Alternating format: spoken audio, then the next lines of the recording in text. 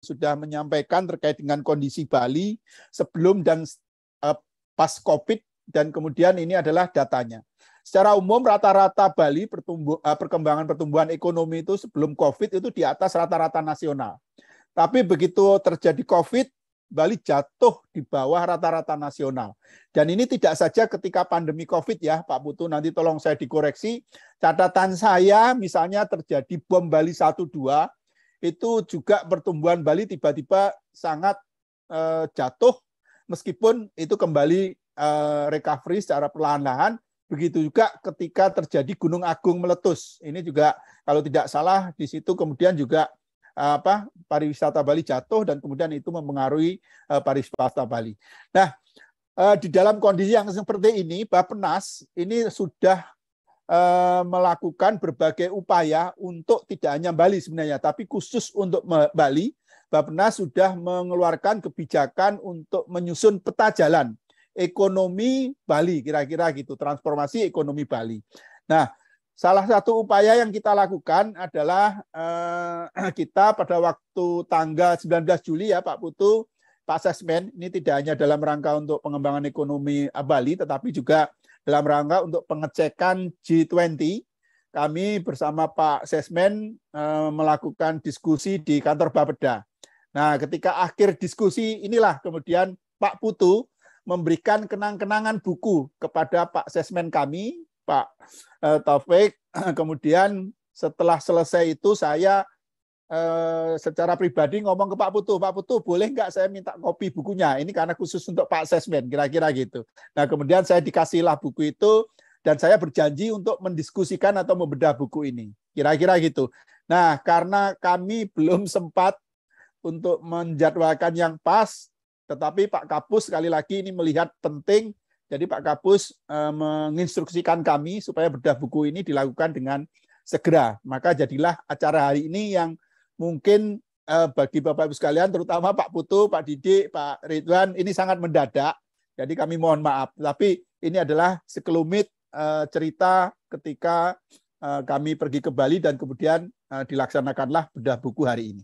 Sebenarnya masih ada buku lagi yang Pak Putu susun, tetapi hari ini kita akan mencoba membedah buku Bali Berlayar di Tengah Badai COVID-19, Strategic Foresight untuk Masa Depan. Ini penulis utamanya Pak Putu Astawa, Pak Rai Anom, dan kemudian Pak Putu Wira Utama. Ini sekali lagi kami mengucapkan terima kasih. Nah, ini adalah daftar riwayat hidup Pak Putu. Nanti bisa Bapak Ibu sekalian cek juga di Google, banyak sekali. Beliau selain selama ini menjadi kepala dinas beberapa OPD ya, juga terakhir menjadi kepala dinas pariwisata Provinsi Bali tahun 2020-2021. Sebelum tahun 2021 beliau menjadi perencana ahli utama sampai dengan saat ini. Dan kemudian pembahas hari ini kami cukup beruntung di sela-sela waktu kesibukannya Pak Ridwan Sutriyadi PSD sebagai dosen planologi di ITB yang sudah memiliki pengalaman terkait dengan perencanaan pembangunan maupun urban planning, dan beliau selama ini terlibat langsung juga dengan pelatihan-pelatihan atau perencanaan-perencanaan baik di nasional maupun di daerah. Kemudian pembahas kedua, Prof. Didik Rabini, saya pikir juga tidak perlu Bapak Ibu sekalian kami perkenalkan. Beliau sangat sebagai salah satu pengamat ekonomi nasional yang sudah lama. Beliau selain menjadi pernah menjadi ketua Indep, kemudian LP3IS, kemudian juga pernah menjadi wakil rektor di Mercu Buana, dan kemudian sekarang menjadi rektor Paramadina sampai hari ini. Terima kasih Prof. Rabini. Bapak Ibu sekalian, sebenarnya buku ini seperti yang disampaikan oleh Pak Putu, itu sebenarnya bukan buku yang baru, tiba-tiba ujuk-ujuk, tetapi beliau menyampaikan di dalam buku menggunakan framework dari Center for Foresight BPK. Nah, Bapak Ibu sekalian, kalau tertarik terkait dengan Foresight BPK, ini silahkan bisa di-download. Ini adalah salah satu unit lembaga di BPK yang baru, yaitu Foresight, yang memfasilitasi pembuatan kebijakan dalam situasi ketidakpastian yang ada di BPK. Nah, intinya adalah Bapak Ibu sekalian, kami di Puspinda Kranapnas setelah ini akan mengagendakan rutin diskusi-diskusi yang memfasilitasi terkait dengan pandangan, pemikiran maupun praktek-praktek terkait dengan perencanaan pembangunan yang tentu saja ini ada inovasinya dan kemudian juga ini akan berkontribusi terkait dengan perbaikan ekonomi di Indonesia. Mungkin itu saja Bapak sekalian sebagai pengantar, kami langsung akan mempersilahkan pada Pak Putu dan kawan-kawan untuk bisa mempresentasikan terkait dengan bukunya, kurang lebih 25 sampai 30 menit. Nanti boleh saja Bapak Ibu sekalian, Pak Putu bergantian dan kemudian nanti akan kami persilahkan Pak Ridwan dan kemudian yang terakhir Pak Didik Rahbini. Terima kasih Bapak Ibu sekalian. Kami persilahkan Pak Putu, waktunya 30 menit.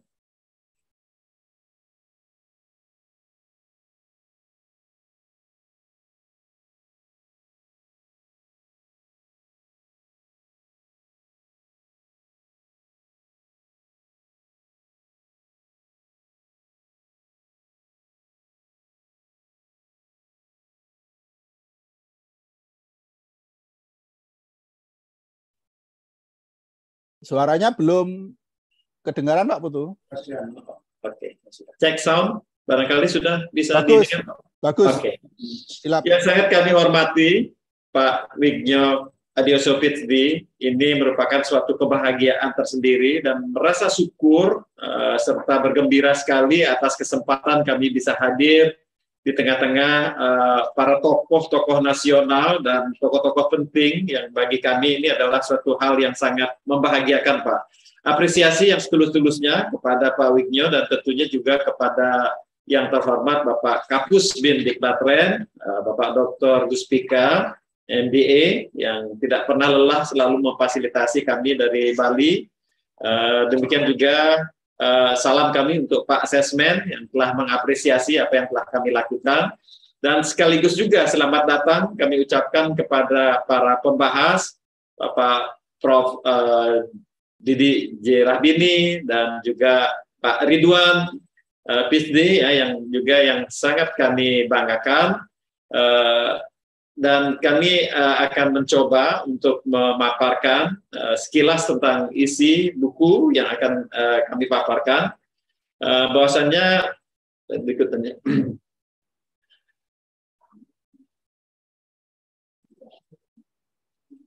Mohon maaf ya. Oke. Terus lanjut, Bapak Ibu sekalian, Bali berlayar di tengah badai COVID-19 ini adalah merupakan suatu boleh dikatakan pengorbanan daripada masyarakat Bali beserta dengan pemerintah yang mana sebelumnya ya yang tidak mudah ya, wabah yang begitu datang tiba-tiba ya, yang sangat berdampak luas tidak hanya terhadap faktor kesehatan tetapi yang lebih khusus lagi adalah di sektor pariwisata yang merupakan tulang punggung bagi perekonomian Bali. Jadi pengalaman inilah yang akan kami coba pelajari agar ke depan jangan sampai kita itu jatuh ke lubang yang sama untuk yang kedua kalinya. Next slide. Ya. Ya, kami di dalam menyusun buku ini dibantu oleh teman kami, ada Pak Dewo Reanom dan Pak Putu Wira Utama ya, yang kebetulan juga merupakan fungsional kami di Bapeda. Next slide. Ya. Bapak Ibu sekalian, hal penting yang perlu diperoleh dalam penyusunan buku ini, yang pertama menyangkut tentang gambaran situasi dan kondisi Bali pada masa pandemi COVID-19 ya. Itu yang pertama. Slide berikutnya. Bapak Ibu sekalian, sebagaimana diketahui bahwa sikon Bali yang pertama saat itu bahwa kita memulai memiliki ekspektasi ya, dan optimisme yang tinggi terhadap capaian pembangunan di tahun 2020 itu ini betul-betul menjadi porak-poranda akibat COVID dari 19 ya. Bapak Ibu barangkali bisa dilihat di bulan Januari tahun 2020 jumlah kunjungan wisatawan mancanegara yang datang ke Bali itu melampaui dari tahun-tahun sebelumnya. Ekspektasi dan optimisme inilah menjadi porak-poranda akibat kehadiran dari tamu yang tidak diundang.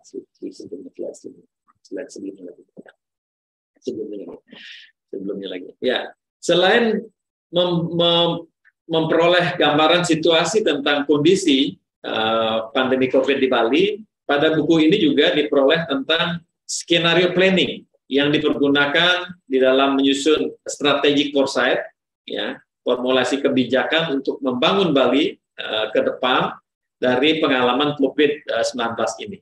Yang ketiga, bagaimana kebijakan tentang perencanaan pembangunan yang harus disusun Bapeda Provinsi Bali supaya nanti bisa menjadi acuan, ya, dalam kita menentukan langkah-langkah rencana aksi berikutnya. Nah, yang kedua, pemberitaan tentang COVID-19 ini sungguh-sungguh beragam waktu itu, ya, sangat bercampur, mana yang hoax, mana yang betul-betul resmi, kemudian juga mana yang teori-teori konspirasi, dan juga teori-teori tentang virus yang sesungguhnya. Ini sangat begitu menyebar luas informasinya. Dan sangat mengejutkan sekali bagi kami di Bali ini, karena daya sebar dari virus ini yang sangat masif, ya. Dan saya rasa tidak ada satu negara pun yang bisa luput dari keberadaan COVID ini. Sehingga kebijakan pengendalian pandemi ini sangat menimbulkan benturan, ya, antara kepentingan ekonomi, ya, apalagi di pariwisata itu yang berpotensi untuk menimbulkan kerumunan, tapi di sisi lain COVID tidak menghendaki adanya terjadinya kerumunan, karena ini akan mengancam kesehatan masyarakat. Disitulah letak dilematis kami di dalam pengalaman kami diterpa oleh wabah COVID tersebut, ya. Sehingga akhirnya setelah COVID terjadi terus menurun kehadiran wisatawan yang ke Bali, dan dilihat di tahun 2021 malahan nol. Ya, tidak ada satupun wisatawan yang bisa datang. Sangat memprihatinkan tentunya keberadaan kami. Nah, dilihat dari penyebaran COVID yang begitu masif dan cepat, ya, sampai-sampai di tahun 2021 itu di bulan Agustus sampai mencapai 30.000, ya, dengan adanya Omikron pada saat itu, sehingga inilah yang betul-betul membuat kehadiran wisatawan itu sampai nol tadi, ya. Nah, ini fakta-fakta yang telah kami alami waktu pandemi COVID itu, sehingga betul-betul menimbulkan kerusakan kinerja ekonomi yang sangat besar, ya. Sampai kontraksinya minus 9,31%, artinya sama sekali tidak ada uang yang beredar di Bali itu, sehingga bisa dibayangkan seperti apa kejadiannya. Nah, selain kami kehilangan wisatawan, juga kami kehilangan devisa, termasuk pajak hotel dan restoran pun. Nah, itu otomatis tidak kami peroleh, sehingga masyarakat Bali pun banyak yang kehilangan pendapatan, yang kehilangan pekerjaan, terutama di sektor guide, para sopir, pariwisata, karyawan hotel, restoran, termasuk petani kita sendiri, ya, yang menjadi pendukung dari sektor pariwisata, sehingga banyak yang dirumahkan karyawan pada saat itu, sampai-sampai juga ada yang di-PHK. Ini bisa dibayangkan bagaimana terpuruknya Bali akibat dari pandemi COVID itu. Dan kalau dilihat dari sisi pertumbuhan ekonomi, benar tadi Pak Wiknyo bilang, ya, di tahun 2020 itu kita kontraksi minus, lalu di tahun 2021 memang berkurang, ya, tapi masih minus 2,47, dan di akhir triwulan 2022 kemarin kita masih bisa plus, walaupun hanya 1%. Yang biasanya selalu pertumbuhan ekonomi Bali itu melampaui pertumbuhan rata-rata ekonomi nasional. Demikian juga dari sisi jumlah pengangguran, ya. Kita Bali sebenarnya yang paling terendah secara nasional, tetapi begitu hantaman COVID, kita langsung di ranking 16, sampai mencapai 5,83% angka pengangguran kita. Kemudian juga di tahun 2021, masih tinggi juga angka pengangguran kita, ya.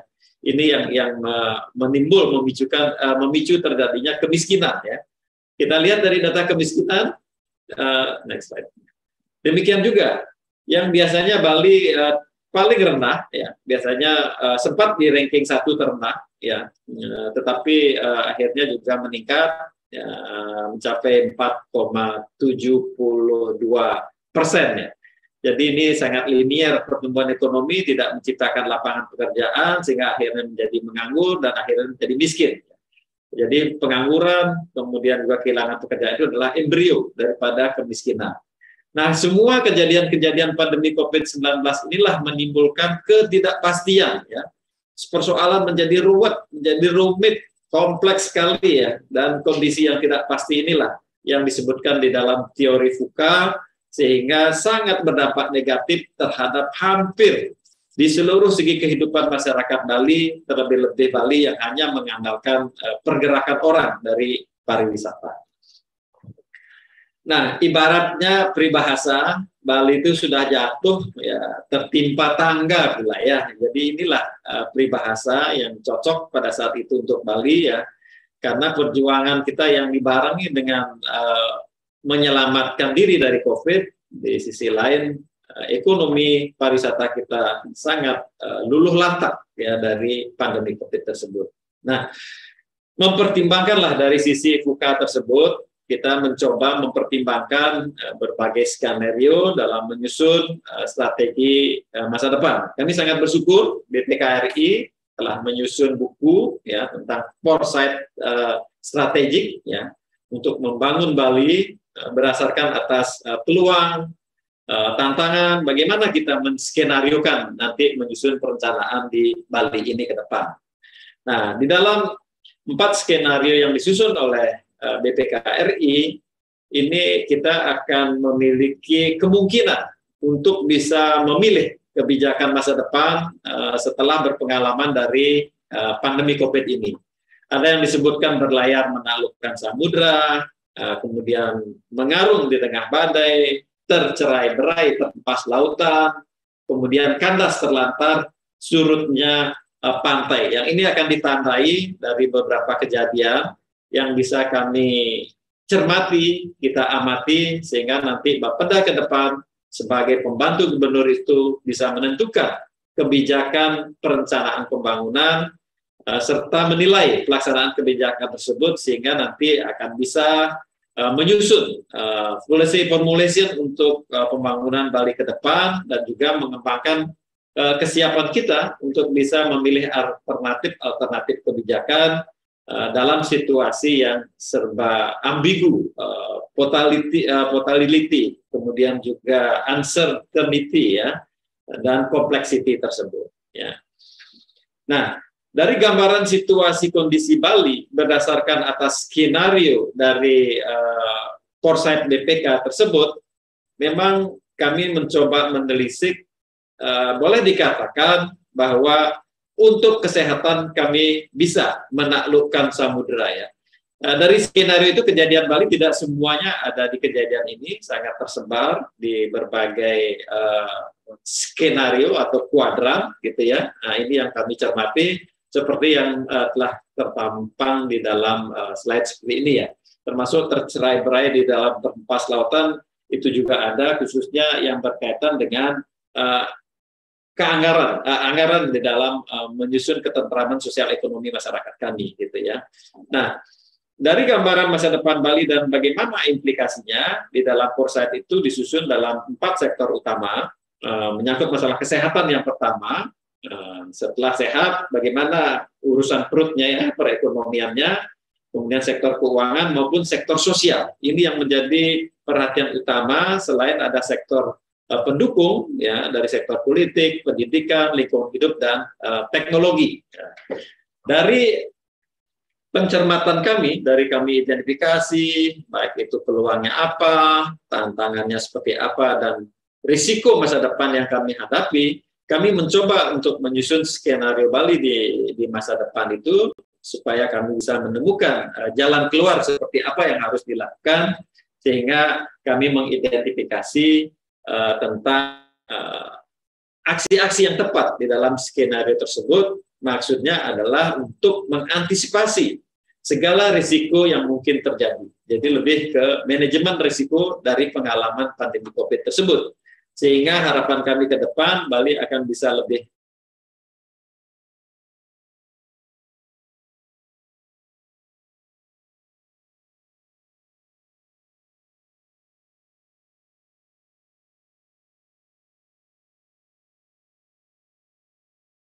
untuk pentahelix ya, dalam hal ini sangat penting menjadi peran di dalam melakukan pembangunan di Bali.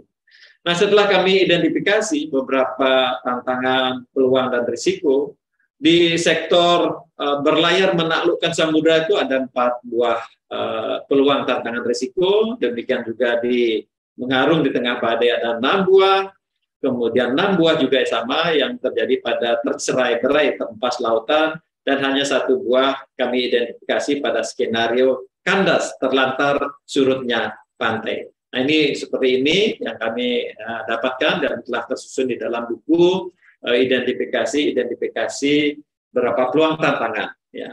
Demikian juga untuk skenario berikutnya, demikian adanya. Terus dan terakhir adalah diidentifikasi tentang tercerai-berai tadi, ya, terutama di transaksi ekonomi digital yang semakin tinggi. Ya. Nah, Bapak Ibu sekalian yang kami hormati, bagaimana kita membangun kembali Bali dari COVID-19 ini untuk menuju kami sebut dengan Bali era baru, ya. Karena dari skenario dan implikasi yang telah disusun, terdapatlah beberapa tema yang muncul berulang-ulang dari 4 skenario yang harus kita antisipasi, gitu ya. Nah, sehingga kami mencoba merumuskan menuju Bali era baru, yaitu dengan jalan menyusun kebijakan perencanaan pembangunan Bali yang berpedoman dengan RPJMD kita, ya, yaitu Nangun Satkerti Loko Bali melalui pola pembangunan semesta berencana menuju Bali era baru. Jadi dengan meletakkan spiritualitas, keyakinan, dan kepercayaan kepada Tuhan Yang Maha Esa sebagai pandangan hidup, sekaligus juga merupakan fondasi yang sangat mendasar untuk bisa membangun keharmonisan alam Bali beserta isinya, supaya masyarakat Bali itu bisa berkehidupan yang sejahtera, baik secara duniawi maupun secara akhirat, ya, dengan prinsip berdaulat secara politik, berdikari secara ekonomi, dan tetap berkepribadian dalam kebudayaan. Ya. Jadi di dalam pembangunan perencanaan ini kami rancang secara pola, menyeluruh, kemudian juga terencana, terintegrasi, tentunya dalam bingkai Negara Kesatuan Republik Indonesia. Jadi keterpaduan antara pusat dan daerah secara vertikal, horizontal, ini harus kami wujudkan. Nah, Bapak Ibu sekalian, beberapa kebijakan tadi harus kami turunkan dalam rencana aksi, itu yang pertama. Yang kedua, kami juga harus bisa melihat kebijakan perencanaan dengan tema-tema penanganan krisis, terutama bagaimana pengalaman menangani kesehatan, ya, reformasi kesehatan, terutama sampai ke desa-desa, saya kira ini perlu ditingkatkan lagi. Kemudian tentang pendapatan pajak kami untuk kesinambungan fiskal dan mengawal visi kepemimpinan daerah dan implementasinya, ini menjadi hal yang sangat penting di dalam perencanaan, termasuk di dalamnya mentransformasikan digital dan tata kelola pemerintahan yang akuntabel, kemudian SDM, karena segala sesuatunya itu sangat bergantung dari SDM. Bukti empirik menentukan bahwa semua negara itu bisa maju akibat dari kualitas SDM-nya yang luar biasa. Nah, dalam menuju Bali era baru ini, kami memproyeksikan 3 dimensi yang menjadi peranan penting, ya. Dimensi yang pertama adalah tetap menjaga keseimbangan alam, ya. Ini sustainable ecological, kemudian juga sustainable untuk pendapatan masyarakat, ya, dan juga sustainable dalam budaya. Jadi karena sumber pendapatan Bali dari pariwisata, dan pariwisata Bali adalah pariwisata budaya yang menjadi daya tariknya, sehingga inilah dimensi yang harus kami kawal supaya secara alam lestari, budaya juga lestari, dan pendapatan masyarakat juga berkerakyatan, pemerataan. Nah, dimensi yang kedua adalah untuk memenuhi harapan. Aspirasi ini menjadi penting, ya, di dalam kehidupan kita bermasyarakat di Bali ini. Tentu kami secara tata kelola pemerintahan menjadi peranan yang penting. Selain adalah manajemen risiko untuk dimensi yang ketiga ini. Inilah yang memiliki kesiapan yang cukup dalam mengantisipasi kembali munculnya permasalahan-permasalahan dan tantangan-tantangan baru, terutama yang secara lokal maupun nasional.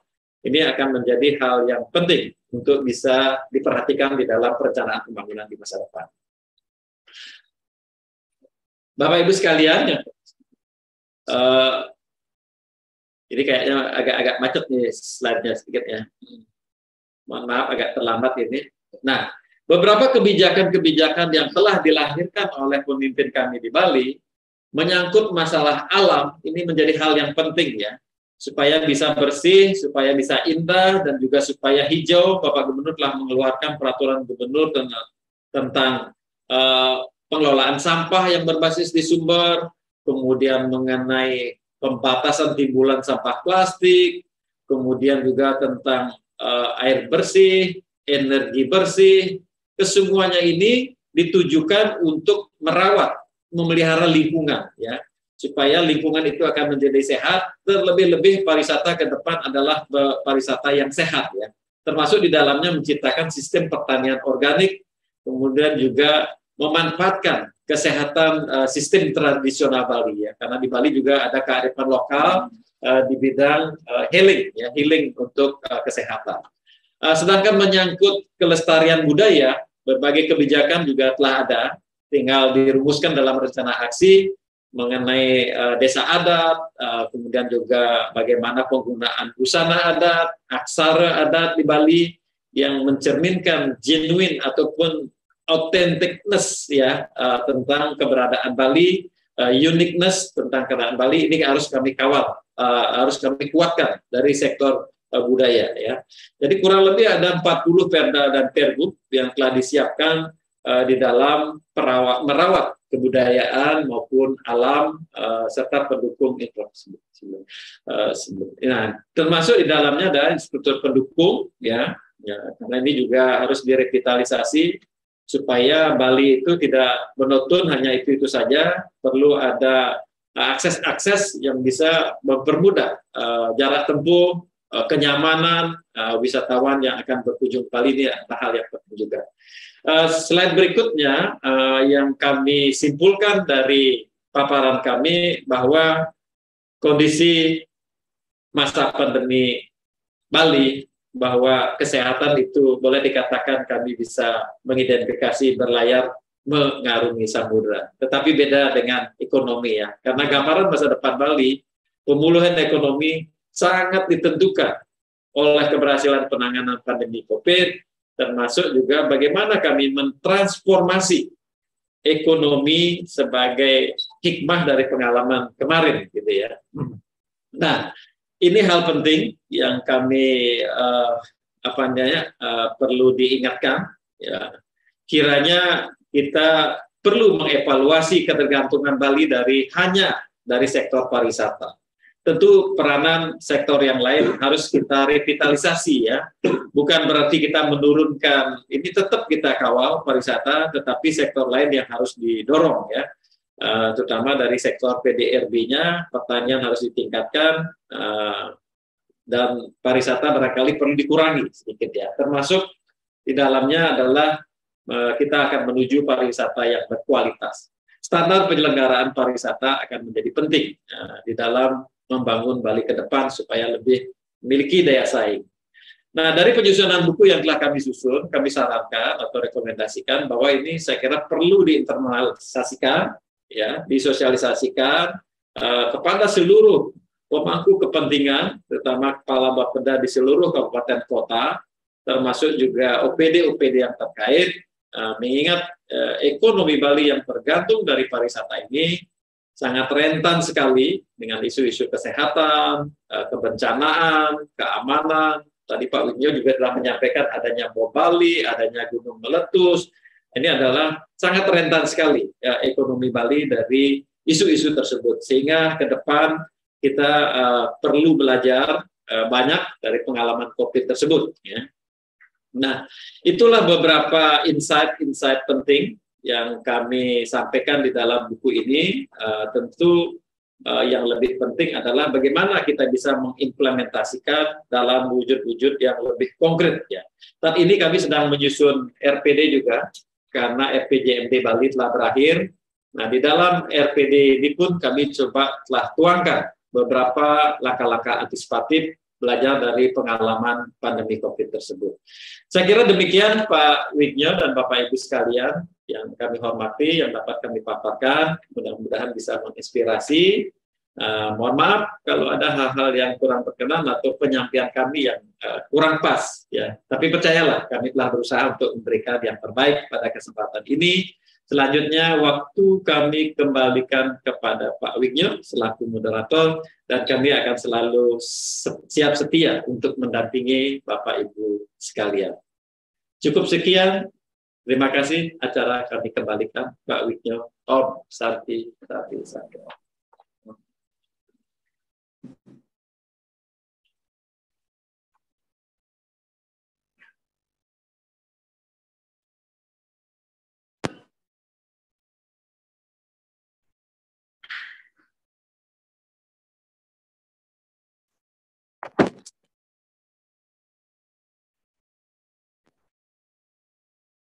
Mohon izin Pak Wignyo, suaranya belum keluar Pak.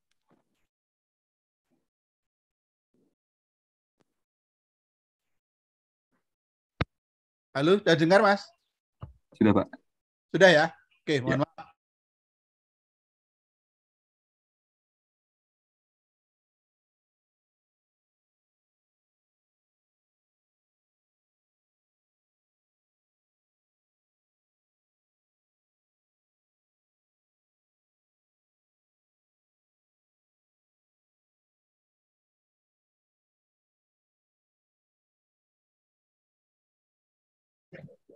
Oke, sambil nunggu Prof. Iwan, semenit 2 menit, saya ingin bertanya dulu nih ke Pak Putu nih, Pak Putu. Pak Baik. Putu, ini proses pembuatan atau penerbitan buku ini waktunya berapa lama ini, Pak Putu?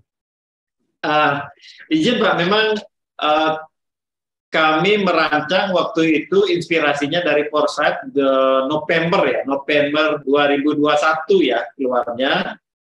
Lalu setelah itu ya Desember sampai Juni kemarin ya. Kami lama menunggu ISBN-nya Pak. Itu ISBN-nya sampai sebulan kami tunggu. Jadi kurang lebih antara 4 sampai 5 bulan durasi penyusunan bukunya Pak Wignyo. Oke. 4-5 bulan ya, Prof. Oke, Pak Putu, ini Pak Ridwan sudah siap? Baik. Pak Ridwan sudah siap ya? Oke. Kalau sudah siap, kami persilahkan Pak Ridwan, nanti bisa 20 sampai 30 menit. Silahkan menyampaikan komentar, mungkin juga terkait dengan penilaian, kemudian juga nanti mohon terakhir ini terkait dengan konteks skenario planning atau perencanaan pembangunan di Indonesia ke depan, kira-kira seperti apa ini, Prof. Ridwan? Kami persilahkan, Prof. Terima kasih. Selamat pagi, ini para senior, Prof. Didik Rahbini, Pak Wignyo, dan terutama para penulis buku dari Bali, Pak Putu, dan kawan-kawan. Ini terima kasih, saya sudah diberikan kesempatan untuk memberikan semacam komentar, tapi mungkin saya formatnya serius tapi santai saja. Yang seriusnya mungkin nanti Prof. Didik. Mohon maaf tadi saya mau bicara tapi tidak bisa di-unmute begitu karena tidak ini mungkin oleh panitia karena saya membuka dua akun takut terjadi sesuatu. Ini mungkin saya berusaha untuk menyampaikannya karena sebagai seorang penulis buku sama dengan Pak moderator nih Pak Wignyo suka ada sisi yang lain dalam menulis buku itu begitu ya. Seperti misalnya ketika ditanya bagaimana proses menulis buku itu, menstrukturkan dan sebagainya, seringkali kalau saya sebagai penulis buku seringkali sulit untuk menjawabnya, tetapi biasanya ada jadwal yang dikejar. Nah, oleh sebab itu tadi Pak moderator menyampaikan sama dengan para penulis buku ini juga Pak Anom, Pak Putu ini dikejar tayang juga begitu ya. Saya mungkin akan mencoba untuk menyampaikan begitu ya. Mohon maaf ini delay ya. Ini kalau full screen itu suka delay. Nah, di awal mungkin saya agak menyampaikan dulu bahwa buku ini bila dilihat berupaya untuk merespons kebijakan pemerintah terutama berhubungan dengan kondisi yang tidak direncanakan Dan tadi seperti kata Pak Putu itu begitu ya, sudah jatuh tertimpa tangga begitu ya. Bagaimana untuk meredam COVID, dan terus kemudian ada tayangan dari Bappenas juga bagaimana reformasi struktural dan economic recovery itu terjadi begitu ya.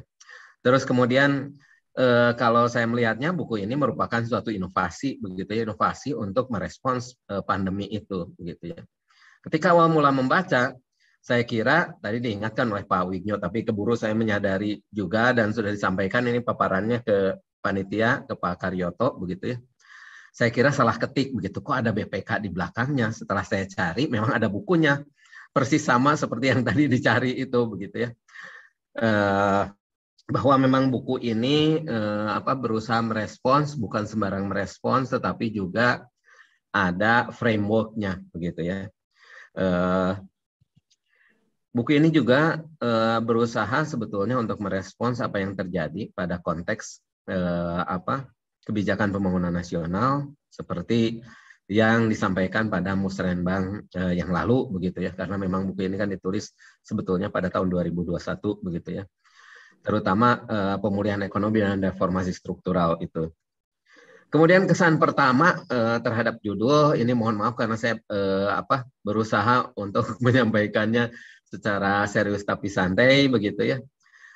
Saya ini begitu ya, yang dari yang pertama itu terkait dengan foresight, strategi foresight dari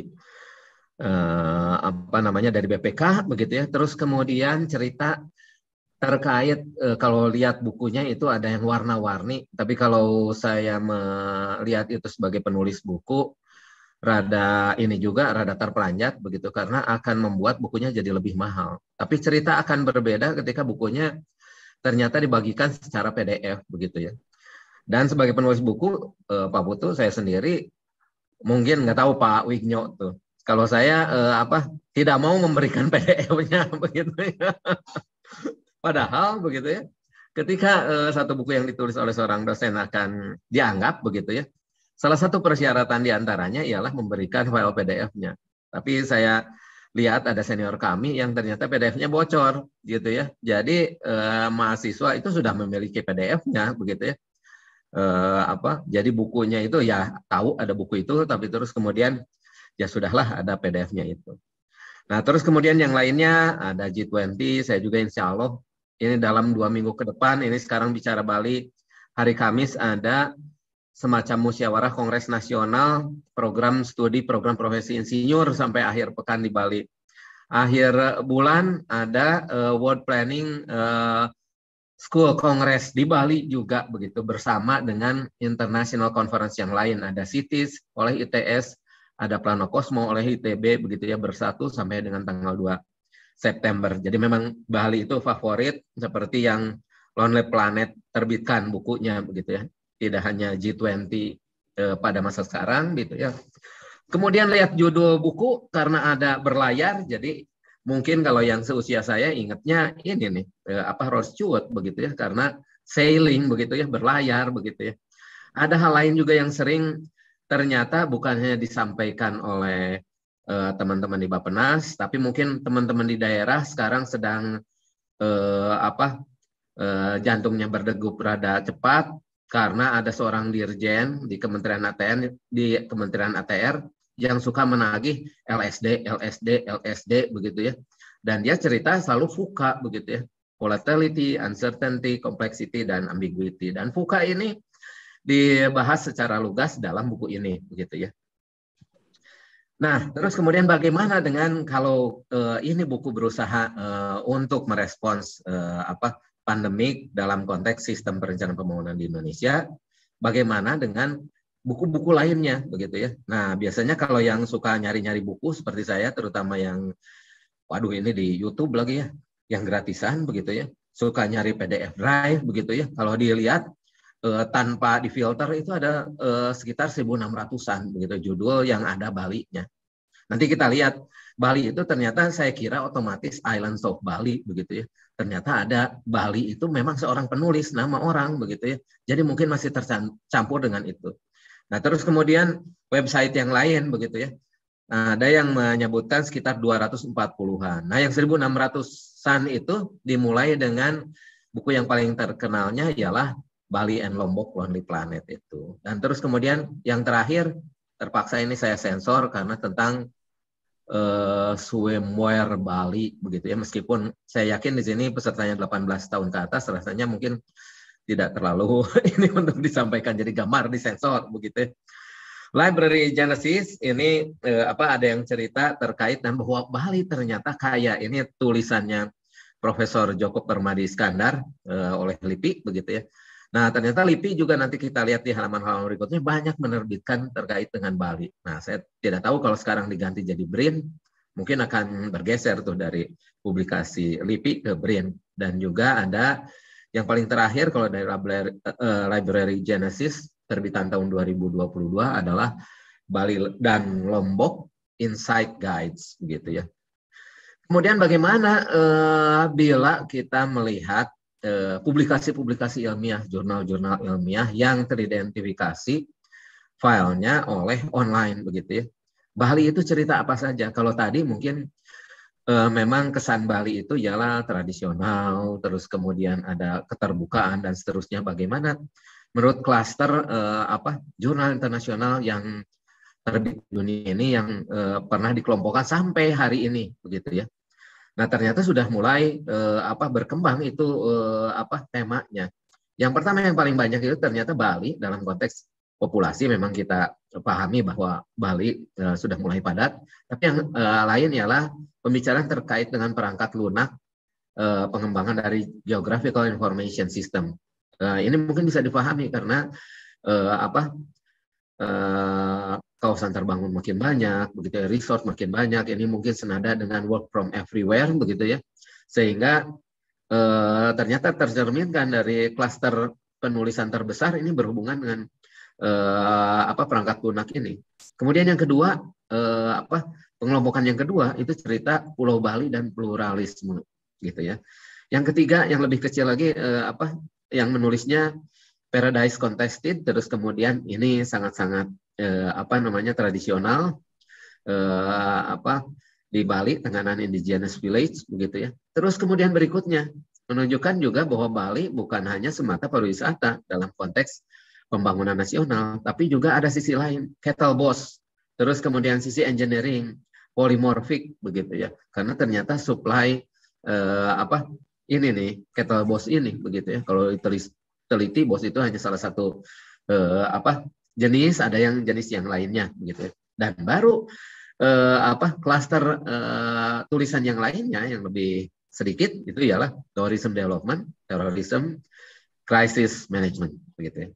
Nah, kalau di Amazon gimana kalau mencari tentang Bali? Nah, inilah mungkin 4 buku yang berbicara terkait dengan Bali begitu ya. Yang kesemuanya satu lingkungan yang livable, satu lingkungan yang memang untuk pariwisata nyaman begitu, healing gitu ya. Ini Amazon. Nah, bagaimana dengan pencarian di Google sampai hari ini gitu ya? Pencarian di Google relatif relatif istiqomah begitu ya, terus cerita tentang Bali, tapi lain lagi kalau dimasukkan COVID Bali begitu ya.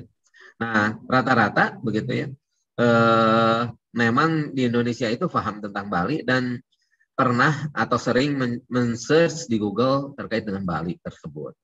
Nah, sekarang pencarian yang terbanyak tentang Bali tersebut? G20 masuk akal, Persik Kediri Football Club, Persebaya, Bayangkara, PSM. Nah, sekarang ini mungkin ya karena terus kemudian tema-temanya tuh Persija versus Bali United, ini menunjukkan bahwa masyarakat memiliki perhatian terhadap olahraga ini begitu ya.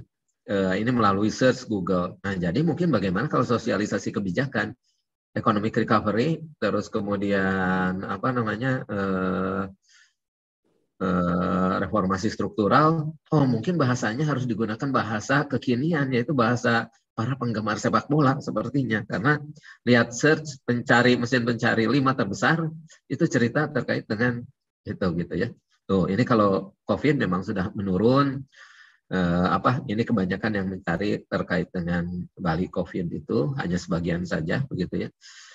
Kemudian bila dikaitkan dengan COVID yang berhubungan dengan Bali itu ada booster, Bali bombing, travel visa, Air Asia begitu ya.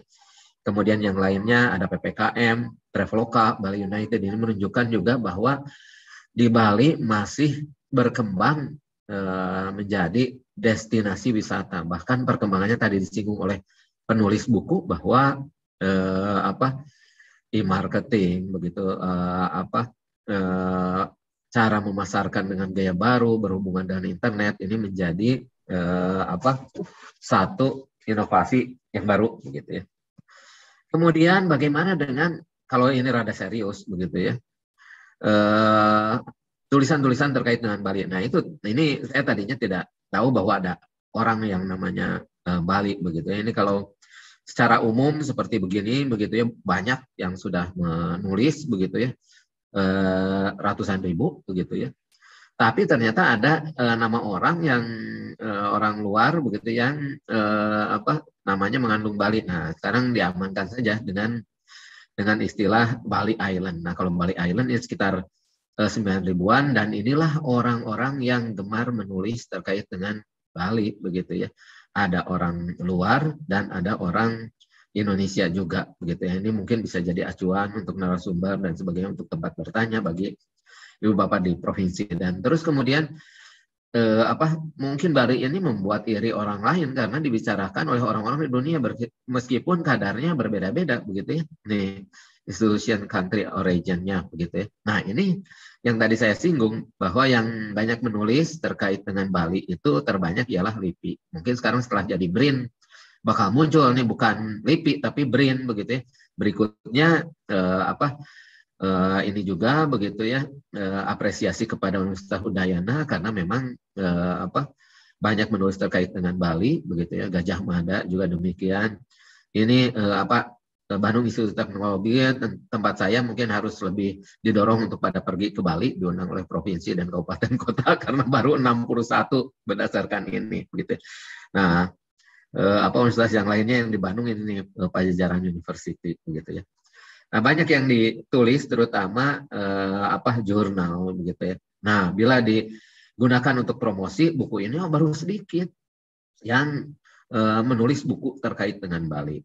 Nah, tadi lupa saya sampaikan kalau pencarian lewat Amazon yang paling digemari adalah buku Bali tentang budaya Bali abad ke-19 gitu ya dalam bahasa Inggris.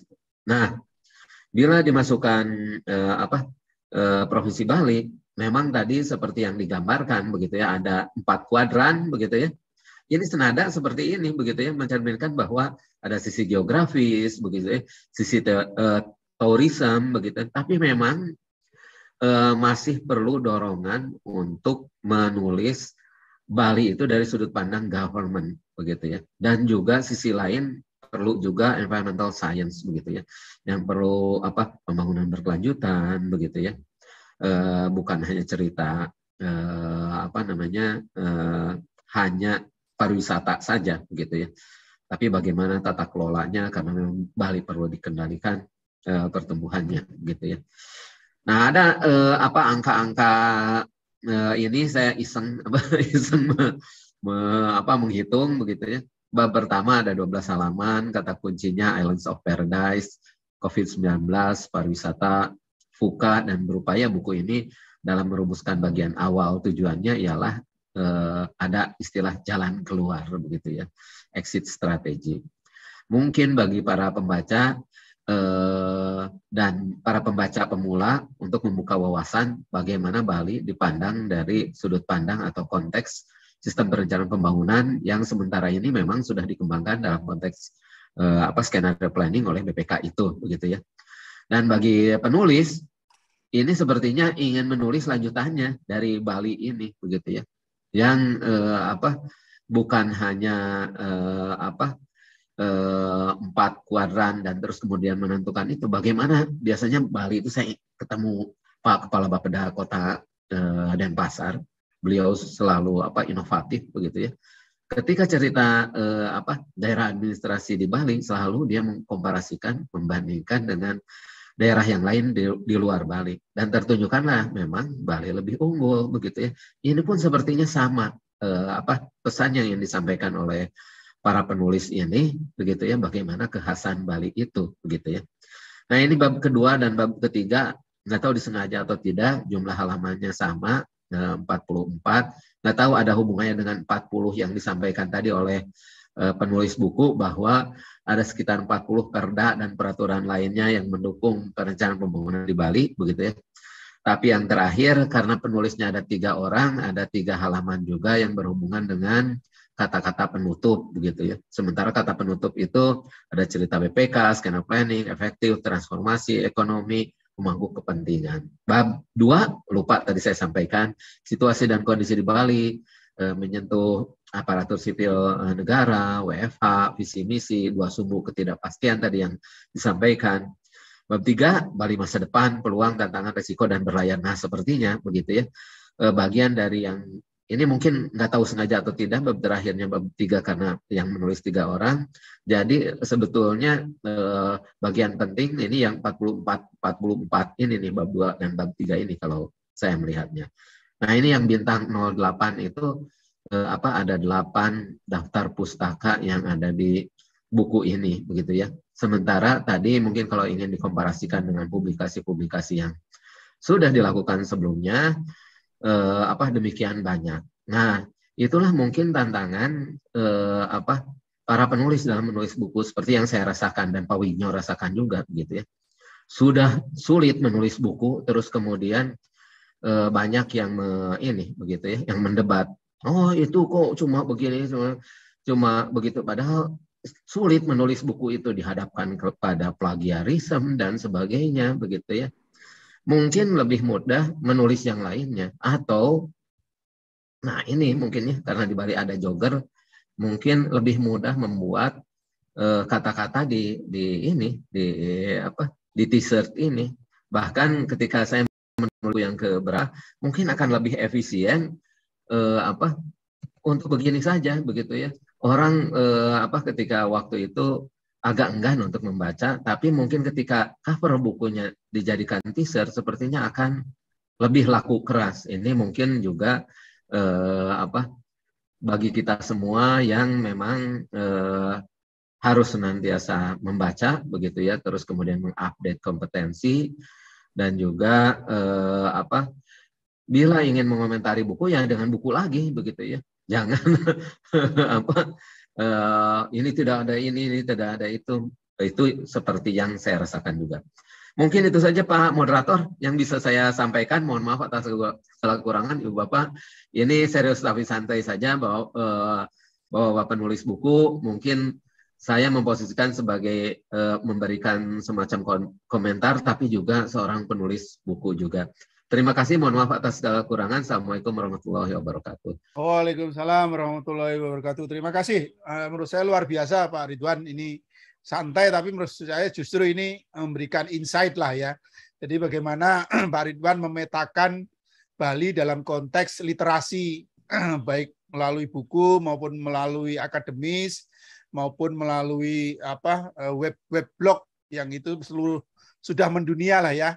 Dan kira-kira buku ini mengisi gap itu tadi ya kira-kira, dan menurut saya masih kurang kira-kira gitu ya Pak Ridwan ya, untuk diskursus terkait dengan pembangunan atau mungkin government-nya kira-kira gitu. Nah ini menurut saya Pak Wignyo, jadi kalau berkaca ke seseorang profesor di UGM yang paling aktif menulis, Pak Wignyo, katanya 4 bulan itu harus menghasilkan 1 buku. Nah ditantang ini 3 penulis ini 4 bulan dari sekarang ada buku Bali lagi. Mari kita bantu dengan Prof. Didi, Pak Wignyo, saya insya Allah ITB Press mungkin bisa lebih cepat menerbitkan ISBN-nya. Oke, luar biasa Pak Putu, Pak Anom ini ditantang oleh Pak Ridwan dari ITB ya, untuk 4 bulan dari sekarang ada terbit 1 lagi buku. Oke, terima kasih Pak Ridwan, dan tadi juga terakhir itu juga memberikan semacam endorse ya untuk Pak Putu, nanti bikin kaos ya Pak Putu, atau kolaborasi dengan Dagadu Pak. Mantap, idenya inspiratif. Tapi soal PDF itu saya sepakat dengan Pak Ridwan sih. Saya juga kadang-kadang kurang pas, kalau kurang ini ya Pak Ridwan ya, kurang greget ya kalau di PDF-kan. Ini kalau Pak Putu karena udah kaya raya atau udah nggak ada kendala di hal-hal terkait dengan apa istilahnya royalti, kayaknya nggak ada masalah Pak Ridwan, kira-kira gitu. Baik, terima kasih Pak Ridwan, ini luar biasa. Prof Didik sudah bisa gabung, Prof? Ayo. Oke. Siap. Prof, silahkan Prof, 30 menit atau 20 sampai 30 menit, silahkan Prof untuk bisa memberikan komen atau pandangan ya terkait dengan. Baik, selamat siang kembali ya, selamat pagi Jakarta, salam sejahtera, assalamualaikum warahmatullahi wabarakatuh. Waalaikumsalam warahmatullahi wabarakatuh. Saya coba share screen ya.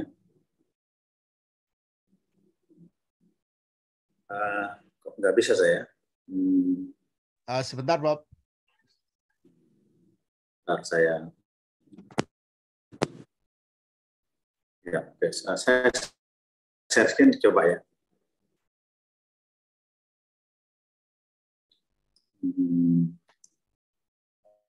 Sudah bisa, Prof?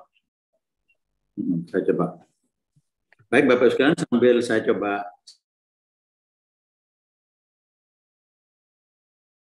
share screen ya. Sambil saya coba, saya menyampaikan selamat ya kepada teman-teman yang menulis buku ya. Nah, menulis buku ini satu pekerjaan yang perlu ketekunan ya. Dan juga sangat baik apabila mendapat kritik ya, dan nanti muncul buku keduanya. Begitulah ya dunia akademik ya.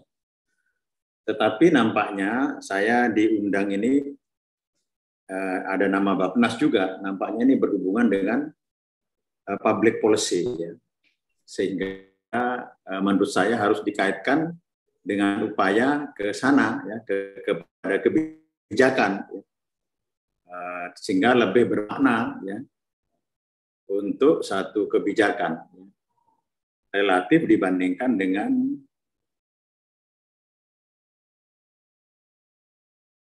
buku yang murni akademik ya, walaupun dua-duanya sangat ini ya.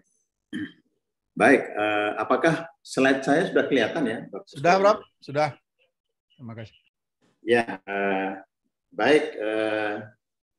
Yang pertama catatan saya selain setelah selamat tadi ya, catatan saya yang pertama bahwa buku ini paling tidak ada 3 substansi yang penting ya, yaitu bab 1 tentang cerita tentang COVID ya, kemudian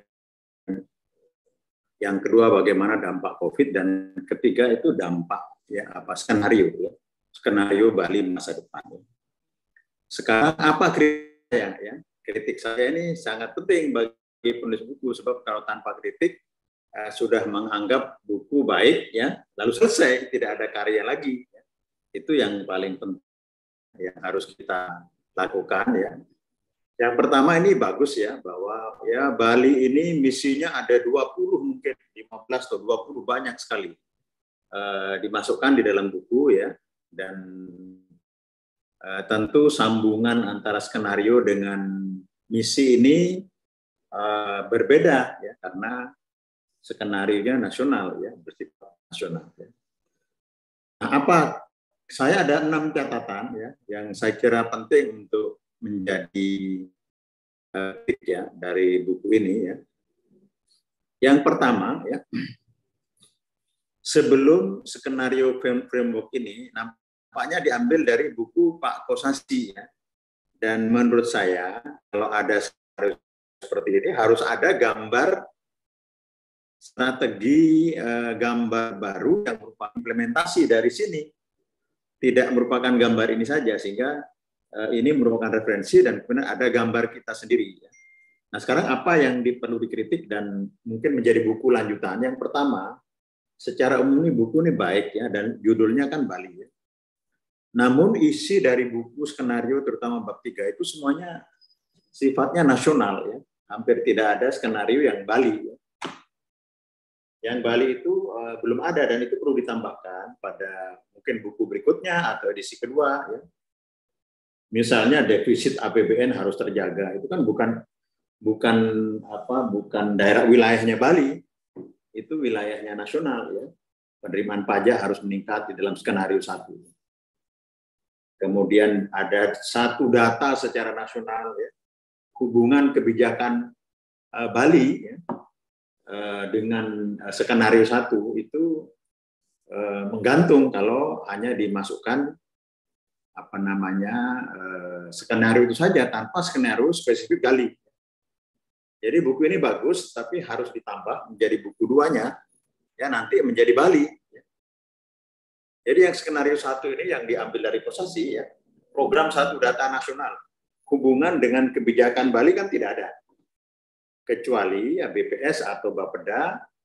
BPS atau Bapeda harus mengikuti data itu, tapi itu programnya nasional ya. Tetapi untuk Bali itu saya kira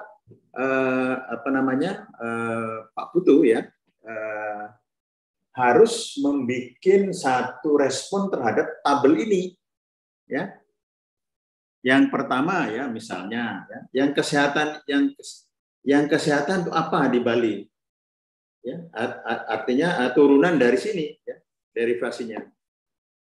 Kemudian yang kedua untuk anggaran ya.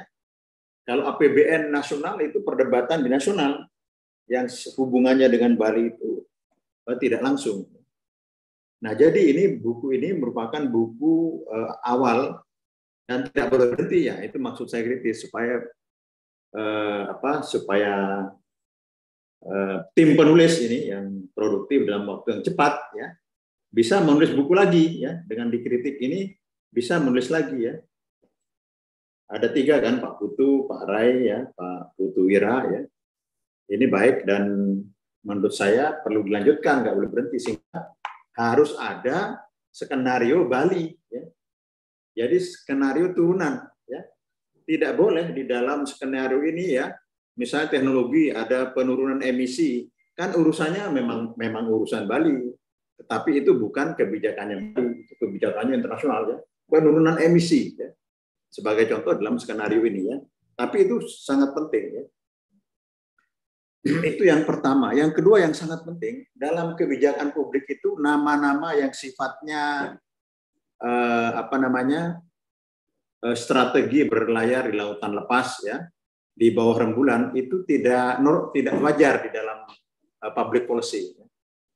Itu sangat bagus di dalam dunia sosiologi atau sastra. Jadi nanti namanya ya tidak boleh ngikutin Kosasi ini. Kosasi ini kan orangnya nyentrik, olahragawan dan seterusnya. Ya nanti Pak Putu harus menemukan satu strategi turunan ya, nama-nama yang umum di dalam strategi kebijakan itu resource based strategi ya, industrialized strategi ya. Ya strategi misalnya strategi yang bertumpu kepada sumber daya lokal ya. Ya, outward looking strategi menoleh keluar ekspor ya. Export oriented strategi. Ya, leading sektor strategi ya, sektor utama yang memimpin itu yang nama-nama yang normal. Jadi nanti kalau Pak Putu dan kawan-kawan berbicara dengan ahli kebijakan publik di kampus itu rasa terganjal gitu. Jadi saya mendengar berlayar di lautan luas ya, di bawah rembulan itu keganjel, ilmu saya keganjel, tidak ngeklik gitu. Tidak apa-apa sih nama ini ya, tetapi di dalam pergaulan itu saya kira sangat penting ya. Nah, saya mengajukan apa ya yang perlu ditulis oleh Pak Putu dan kawan-kawan ya. Ini buku bagus ya. Harus lahir buku kedua ya, dan dengan semangat yang akademik maupun semangat public policy apa ya. Saya kira Bali itu adalah aset bangsa ya, sama dengan Papua ya, karena Papua itu resource-nya luar biasa tambang, begitu juga Bali karena resource historis ya, wisata. Itu nggak ada tandingannya. Bali nggak bisa ditandingi Madura ya. Bali tidak bisa ditandingi Toba atau yang lain. Nah, ini harus dikapitalisasi di dalam buku berikutnya ya. Dikapitalisasi ya. Saya mengajukan sebagai contoh strategi leading sektor ya. Strategi leading sektor ini strategi yang memimpin ya pariwisata.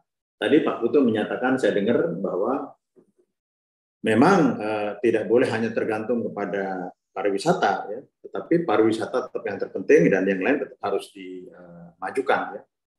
Nah, strategi leading sektor itu strateginya tokoh-tokoh ya ahli strategi ya, yang itu patut ditiru oleh Bali semaksimal mungkin. Sebagai contoh dalam sejarah, ya, Inggris itu fokus pada satu strategi, yaitu transportasi kereta api dari utara terus ke selatan. Dengan kereta api itu, ya double deck, kemudian bagus, kanan kirinya itu tumbuh ekonomi kota, kanan kiri ya, industri kanan kiri, pelabuhan kanan kiri ya, macam-macam. Ya. Dengan satu itu maka rentetannya tuh sangat banyak, ya bisa belasan puluhan. Nah, Bali ini pariwisata rentetannya akan banyak, tidak hanya ke Bali, tetapi ke kanan kirinya itu akan luar biasa. Ya. Hanya saja kita belum memaksimalkan pariwisata nasional ini, yang intinya sebenarnya Bali. Ya.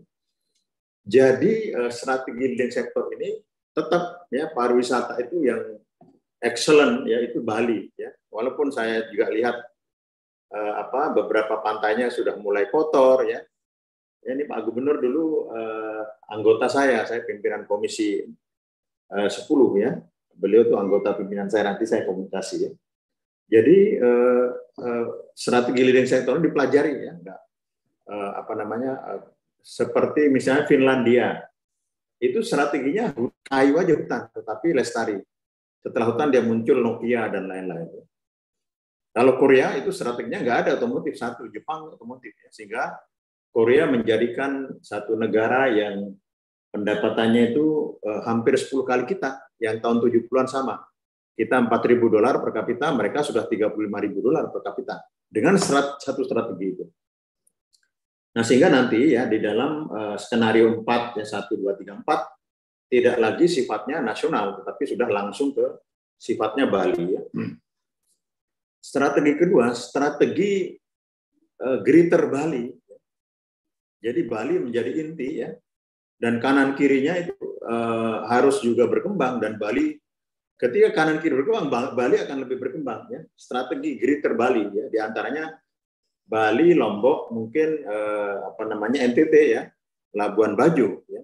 Labuan Bajo itu tempat Jen buang anak dulu ya, 20 tahun yang lalu nggak ada pesawat, nggak ada apa, susah. Sekarang itu dicari oleh komunitas internasional ya. Jadi Bali dan kanan kirinya itu akan menjadi satu wisata yang luar biasa kalau strateginya itu dijalankan. Ya bukan tidak berjalan apa adanya, tetapi dijalankan dengan strategi ya. Ini di buku kedua saya kira harus muncul. Jangan lagi skenario 1, 2, 3, 4 sifatnya nasional. Ya, emisi karbon itu kan internasional. Ya. Defisit APBN itu kan nasional. Ya. Nah ini saran-saran saya ya. Dan dengan Greater Bali itu network juga ke Jogja. Jogja Bali kan lancar ya. Sekarang Bali Bunaken mungkin ya. Dan Bali itu menjadi pusat dari seluruh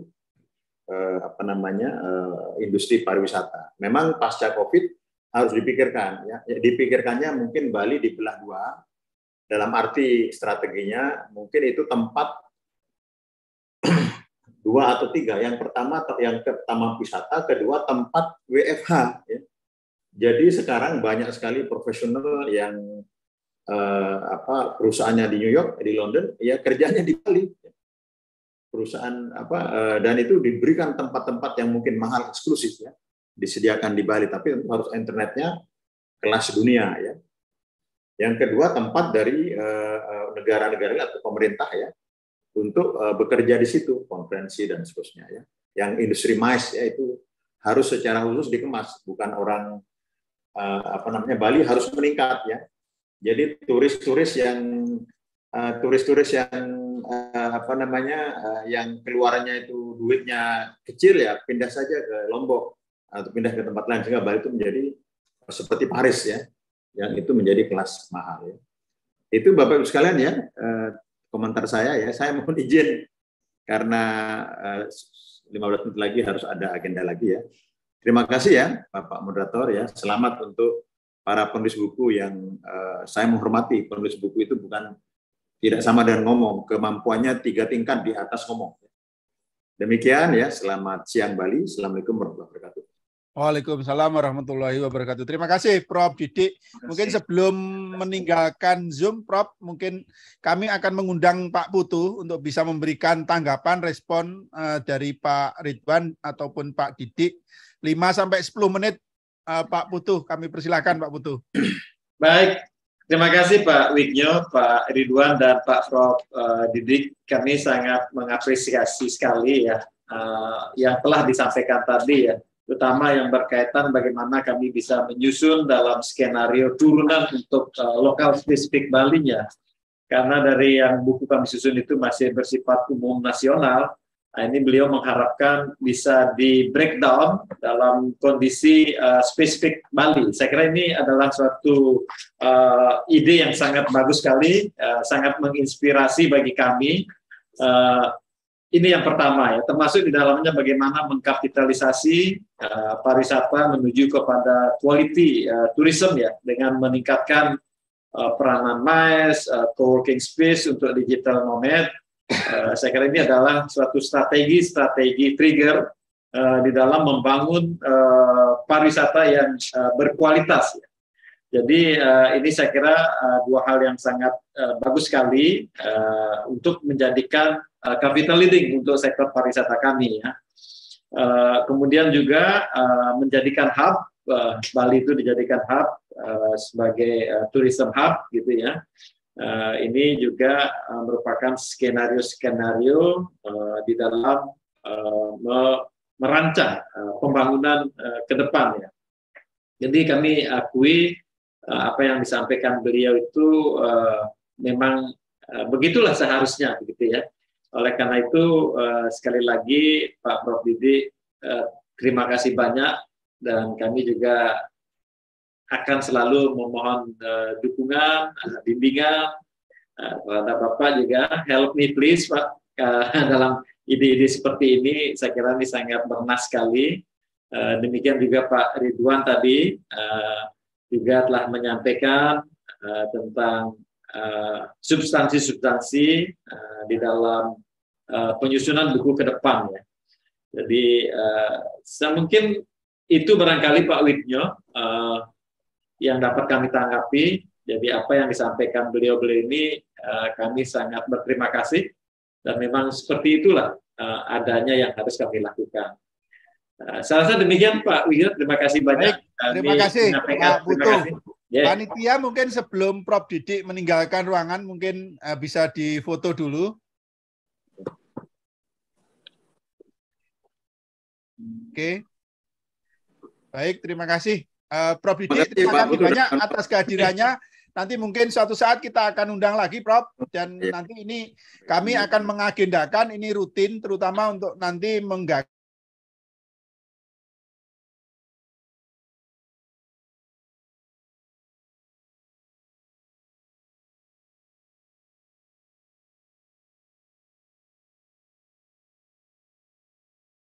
terima kasih mengucapkan atas bantuan Bapak dan apresiasi yang sudah hadir untuk membantu memberikan komen dan kemudian tanggapan terkait dengan buku Pak Putu.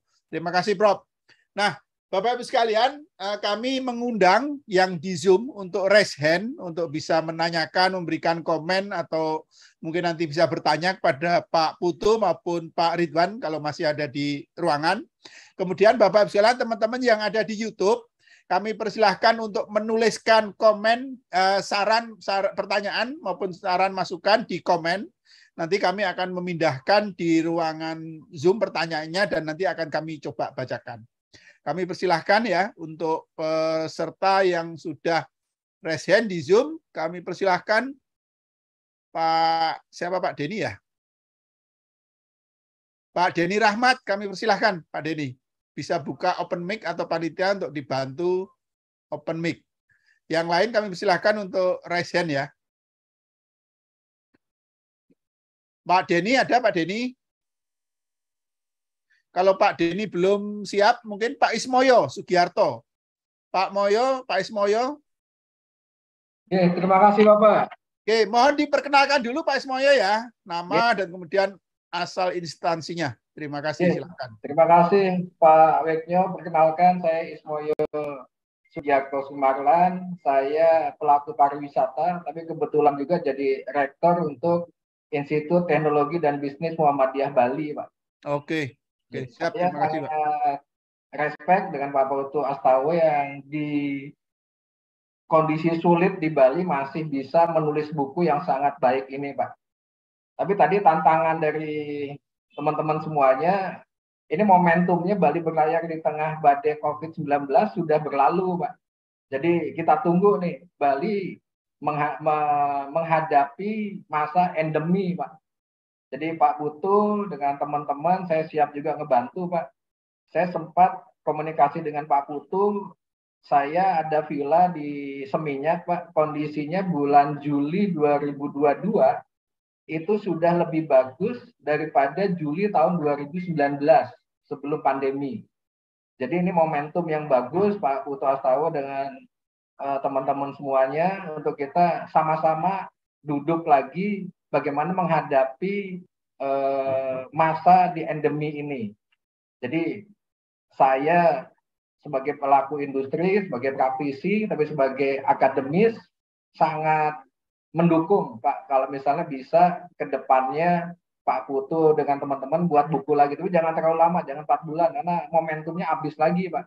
Kalau bisa dalam waktu 1 bulan 2 bulan kita buat tim khusus untuk membantu Bali bagaimana bisa bukan lari kencang lagi tapi flying, Pak, terbang untuk menghadapi ke depan. Untuk saat ini memang baru market yang paling besar balik ke Bali itu Australia. Kita India belum masuk, Cina belum masuk, Jepang belum masuk, terus Korea belum masuk, Eropa juga baru sedikit. Kondisi saat ini, kalau data yang saya dapat dari Provinsi Bali itu mungkin baru 50%-nya, tapi kondisinya baru 50% aja jalan udah macet. Money changer yang ilegal udah mulai banyak lagi bermunculan. Jambret udah muncul lagi. Jadi ke depan ini, tadi saya sampaikan ke masa endemi ini, kita jangan kaget lagi kalau ada kasus. Tapi udah kita inventarisasi nih. Kalau Bali pariwisatanya jadi 100% balik ke 100% lagi, apa yang harus kita antisipasi? Jangan kita ada kasus baru kayak fire brigade itu, Pak. Wah, pemadaman diantisipasi. Contoh misalnya ke Ubud macet total, mungkin masuk ke Ubud lewat jalur mana, pulangnya lewat jalur mana. Jadi tidak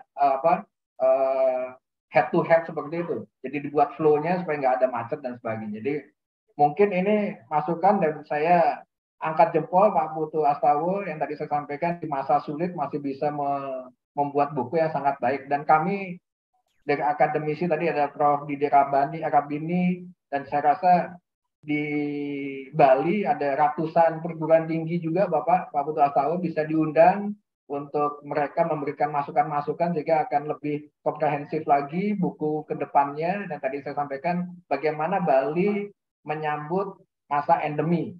Karena tadi saya sampaikan bahwa kasus-kasus di masa 50%-nya udah bermunculan. Besok kalau 100% seperti apa? Demikian, terima kasih. Salut Pak Putu Astawa dan teman-teman. Terima kasih. Mohon maaf. Baik, terima kasih Pak Ismoyo. Pak Ismoyo adalah pelaku pariwisata dan sekaligus sebagai akademisi ya Pak. Pak Putu, ini sekaligus menambah ini Pak Putu menambah energi Pak Putu. Selain tadi Pak Didi langsung mau mengkontak Pak Gubernur, Pak Ridwan juga sudah mendukung untuk apa istilahnya penerbitan buku selanjutnya dan kemudian Pak Ismoyo.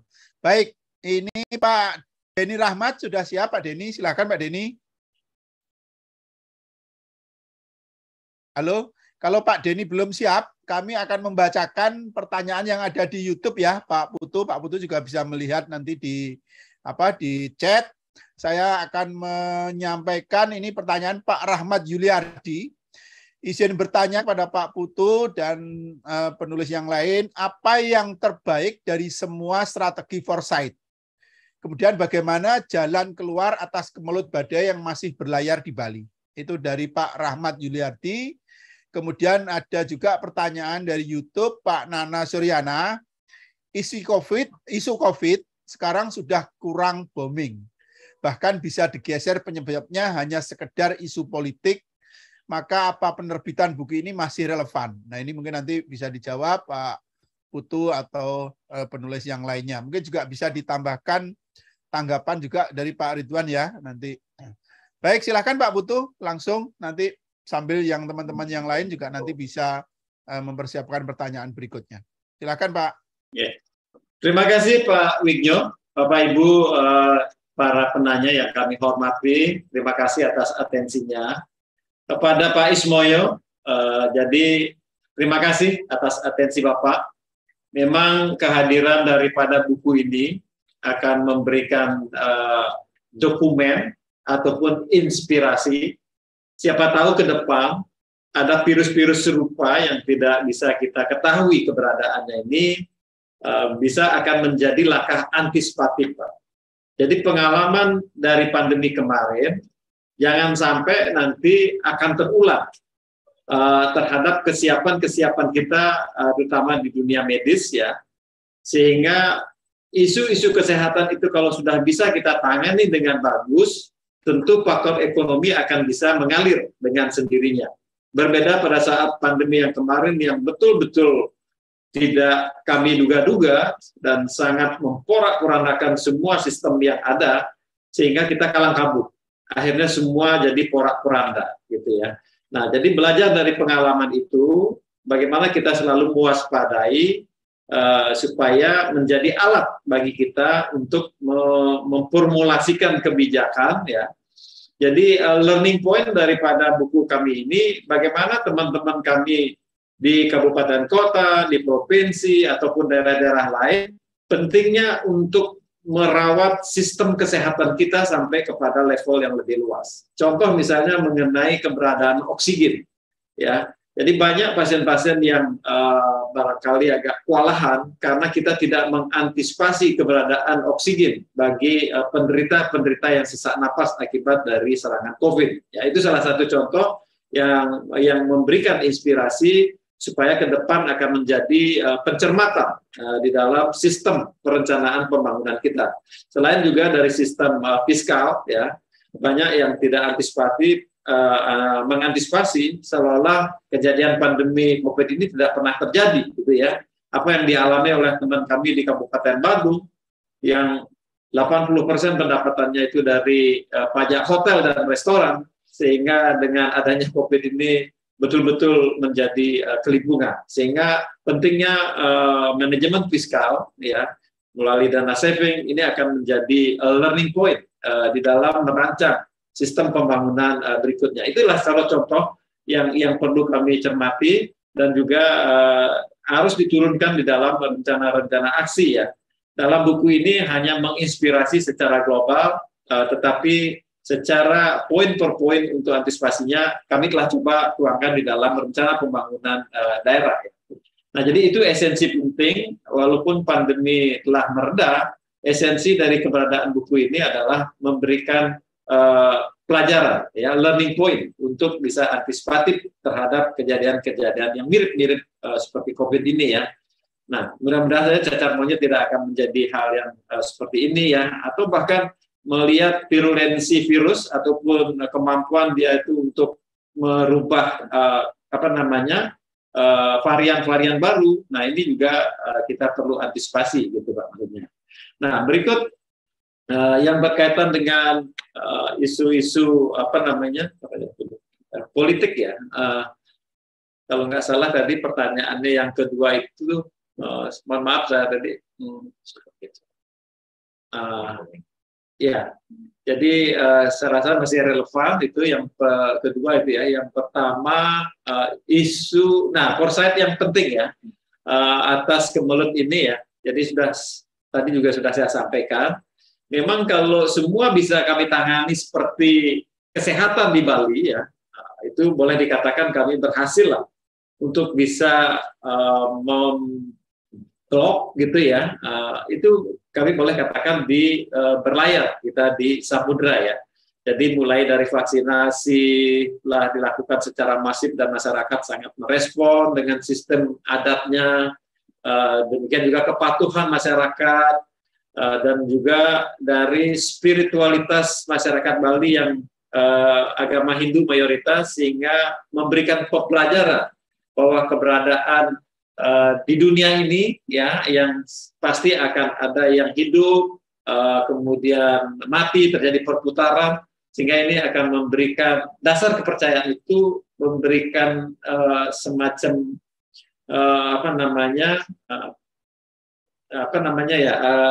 dari hati nurani yang paling dalam bisa memahami bahwa di dunia ini akan selalu terjadi perubahan. Jadi hal inilah yang kami melegakan, walaupun kita porak-poranda, tetapi masyarakat masih teduh, masih bisa tidak menimbulkan gejolak-gejolak akibat dari filosofi masyarakat Bali yang sangat mendalam tentang keberadaan alam ini yang memang akan tidak semuanya jaya, suatu saat juga pasti akan ada yang mundur ya. Inilah filosofi yang memberikan kekuatan bagi kita di Bali dengan kekayaan adat istiadat, kearifan lokalnya. Itu learning point daripada pembelajaran kami pada saat pandemi COVID.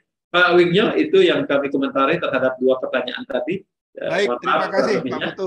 Menurut saya sudah clear, jelas ya respon. Tapi kalau misalnya nanti Pak Ismoyo atau para penanya ingin menyampaikan atau menambahkan, mungkin nanti bisa disampaikan juga di chat atau mungkin nanti di resen. Baik, kami akan lanjutkan dari Zoom. Ini ada Mas Darindra, ini dari Bappenas. Silahkan Mas Darindra, ini adalah perencana ahli media di Bappenas. Silahkan Mas. Ya, makasih Pak Wignyo, Bapak Ibu sekalian, terkhusus Pak Putu Astawa.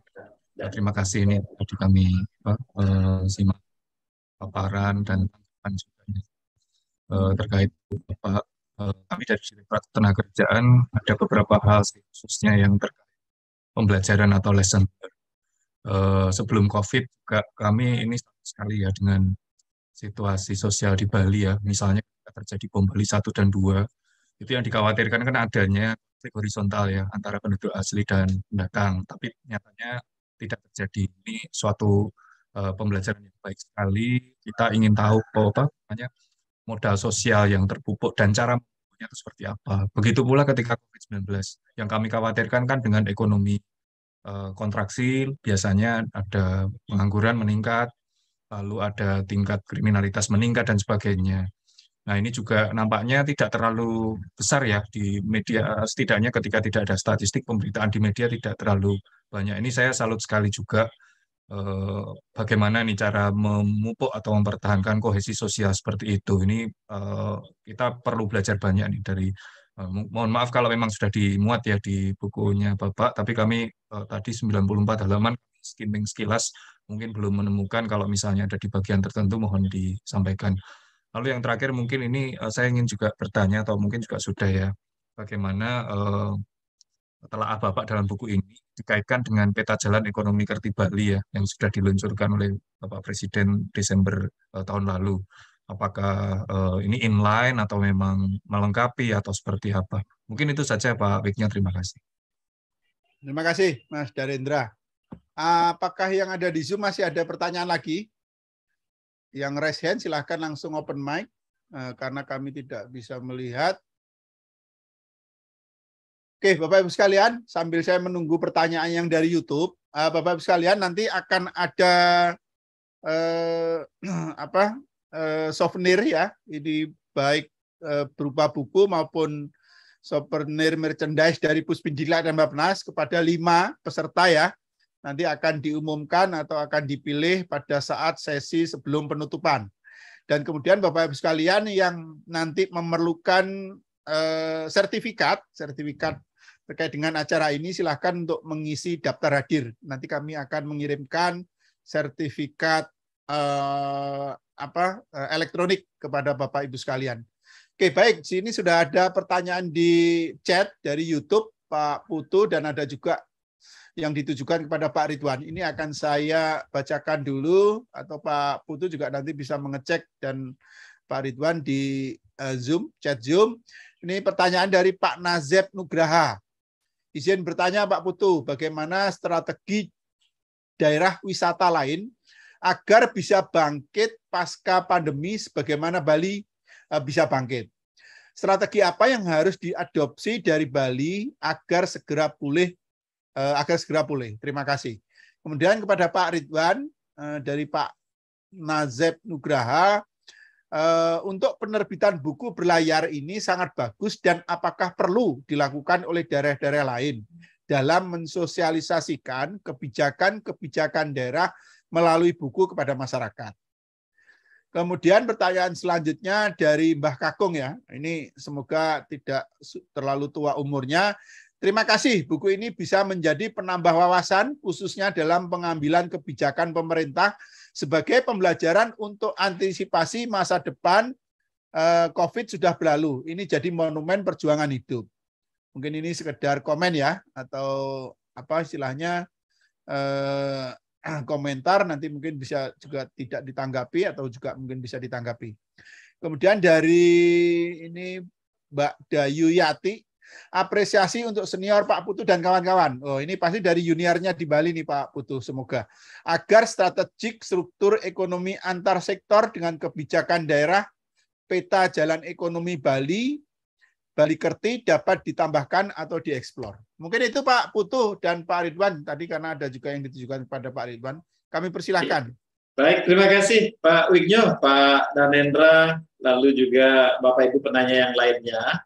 Jadi dapat kami tanggapi bahwa kenapa di Bali itu bisa meredam konflik-konflik di masyarakat selama pandemi, kira-kira kapital sosial seperti apa yang diterapkan oleh Bali sehingga bisa seperti demikian adanya. Itu pertanyaan Pak Danendra tadi.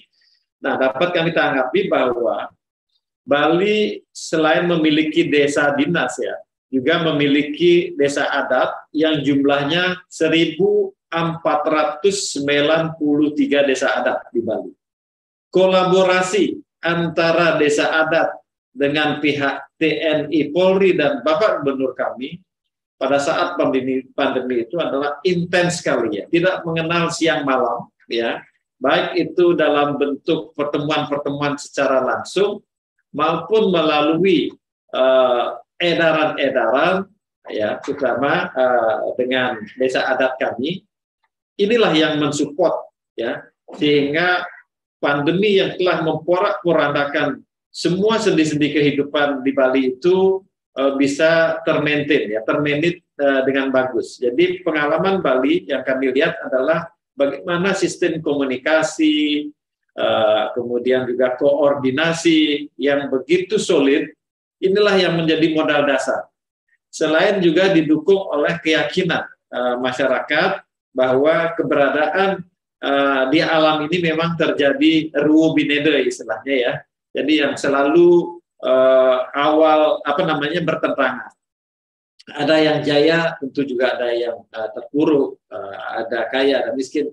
Itu filosofi yang diyakini oleh orang Bali yang disebut dengan ruwo binede tadi. Sehingga dengan keyakinan itu juga memberikan komplementer di dalam meredam ya konflik-konflik di masyarakat. Sehingga itulah yang menjadi kegembiraan kami bahwa Bali bisa melewati masa-masa yang sangat sulit gitu ya. Apakah ini linear dengan konsep transformasi Bali Kerti? Saya kira ini sangat linear, Pak. Cuma memang perlu dipertajam ya dengan amunisi-amunisi yang lebih konkret, sehingga apa yang tertuang di dalam konsep Kerti Bali itu akan bisa lebih ditajamkan dalam bentuk program, rencana aksi dengan indikator-indikator yang lebih jelas ya. Jadi kita seperti yang saya sebutkan tadi, memang harus ada transformasi, meningkatkan peranan non pariwisata untuk bisa menjadi lebih besar dalam rangka resiliensi tadi ya, terutama di sektor perikanan laut kita ya, yang potensinya masih cukup besar tapi belum tergarap. Termasuk di dalamnya adalah quality tourism ya. Nah itu sangat linear Pak Danendra ya.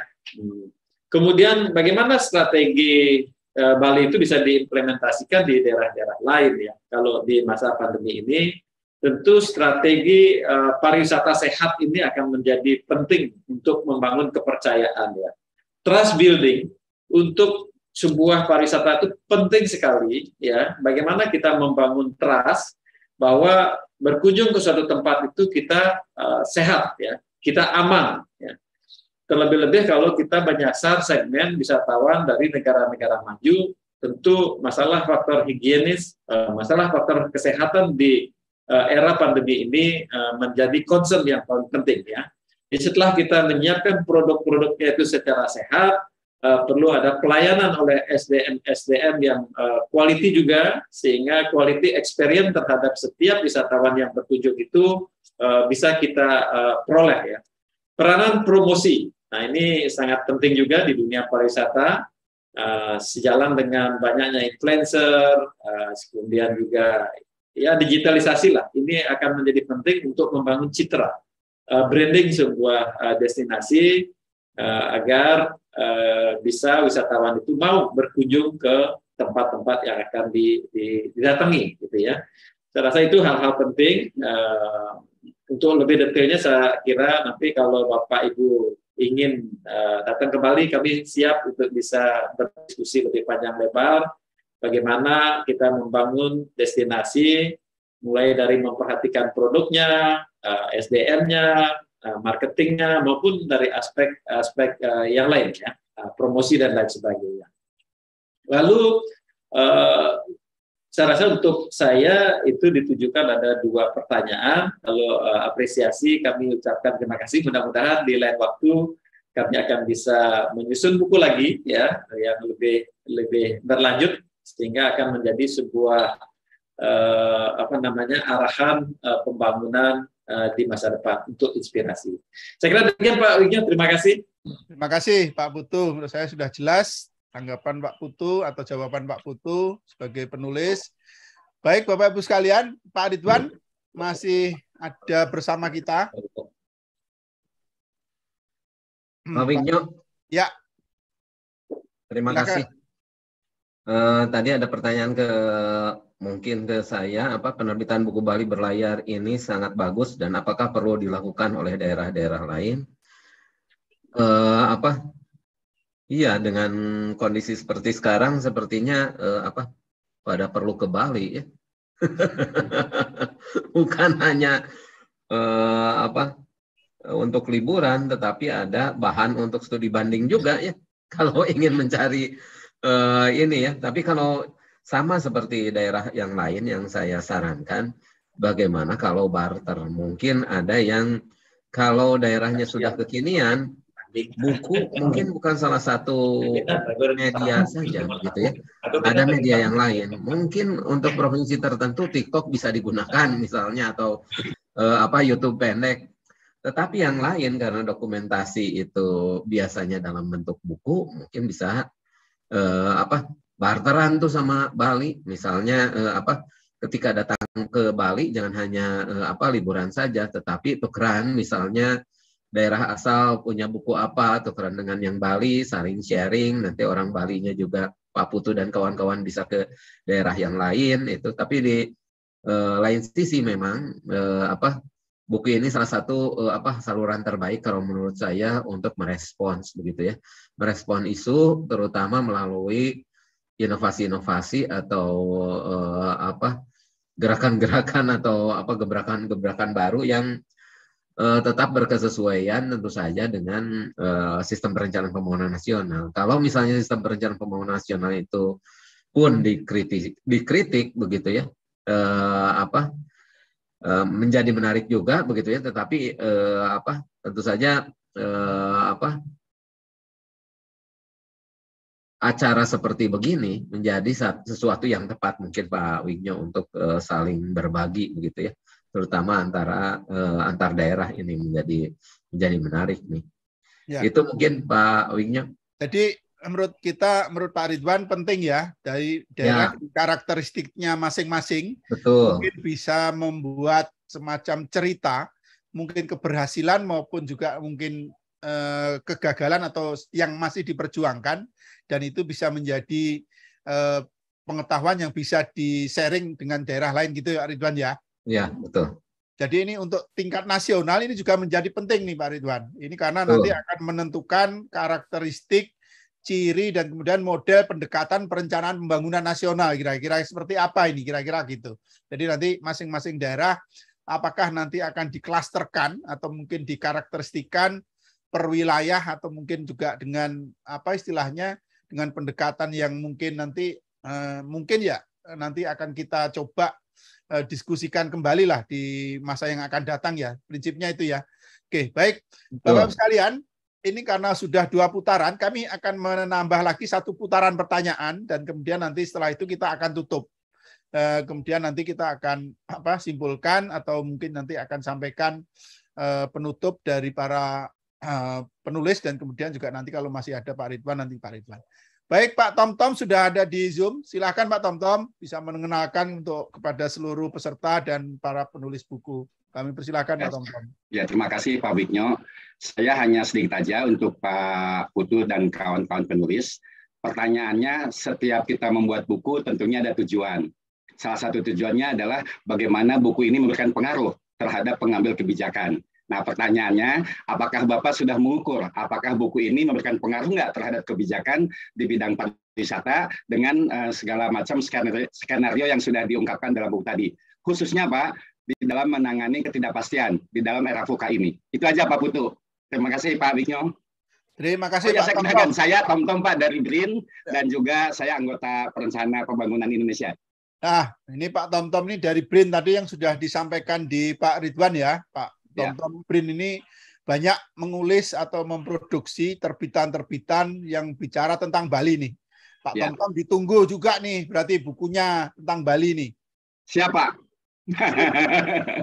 Nanti kan dari sisi perspektif macam-macam kan bisa ya, Pak Ridwan ya. Jadi kalau Pak Putu ini bukunya ini terkait dengan ekonomi ya secara umum atau perencanaan secara umum, nanti dari teman-teman yang lain nanti bisa dari sisi ketenagakerjaan misalnya, dari sisi misalnya terkait juga dengan penelitian, pengembangan SDM, kemudian juga UMKM atau mungkin pertanian dan lain sebagainya. Nanti kalau di sisi mungkin saya Pak Wigno mungkin saya bisa berkontribusi nanti. Saya punya pengalaman menyusun SPM, standar pelayanan minimum untuk di PT TWC, Borobudur, Prambanan, Ratu Boko dan lain-lain yang ada di sana, Pak.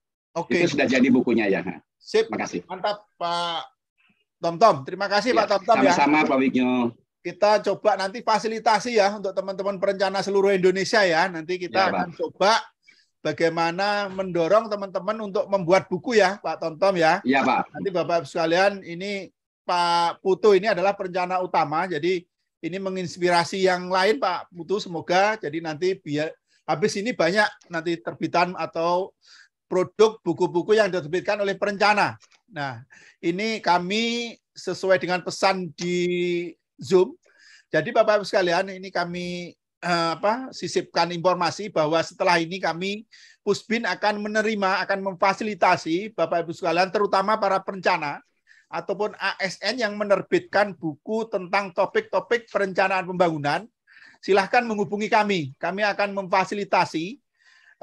Ini terkait dengan nanti misalnya kalau sudah jadi ya nanti kita akan coba bantu dengan seminar seperti ini. Tapi kalau misalnya nanti akan menyusun buku, nanti kami akan coba koordinasikan. Nanti kita akan bisa bertemu dengan orang-orang Pak seperti Pak Putu, Pak Tom, kemudian juga teman-teman yang lain yang giat menulis buku, nanti bisa bekerja sama atau nanti bisa saling share pengalaman untuk bisa membuat buku.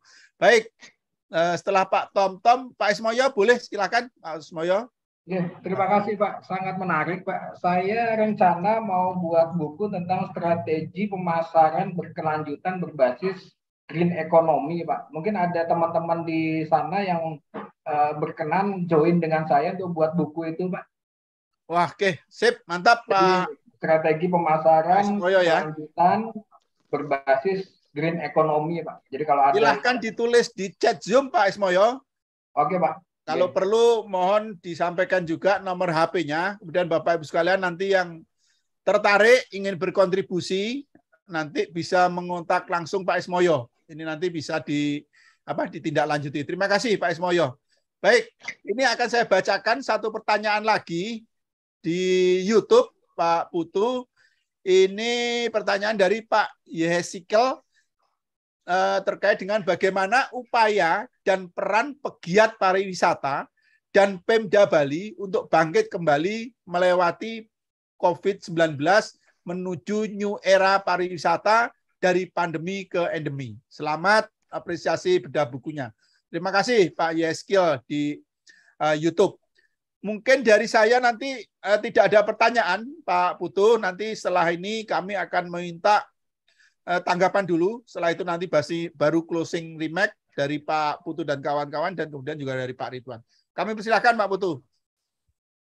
Terima kasih Pak Wigno. Tadi menanggapi Pak Tonton tadi, saya kira inilah momentum yang difasilitasi oleh Pak Wigno, Pak Kapusdin Diklatren, dan didukung oleh Pak Karyoto tadi adalah wahana untuk bisa memberikan informasi, ya. Saya kira ini sangat luar biasa agar apa yang kami telah susun itu bisa menginspirasi setiap pengambil kebijakan. Ini yang kami salut Pak Wigno. Kami sendiri juga kaget mendapat apresiasi seperti kejadian pada hari ini, karena menurut kami ini akan bisa menginspirasi teman-teman yang ikut pada Zoom saat ini. Terlebih-lebih pembahas yang hadir itu sangat luar biasa di tokoh-tokoh nasional kita. Ini yang membuat saya menjadi merasa terharu Pak Wigno. Terima kasih atas apresiasinya ini.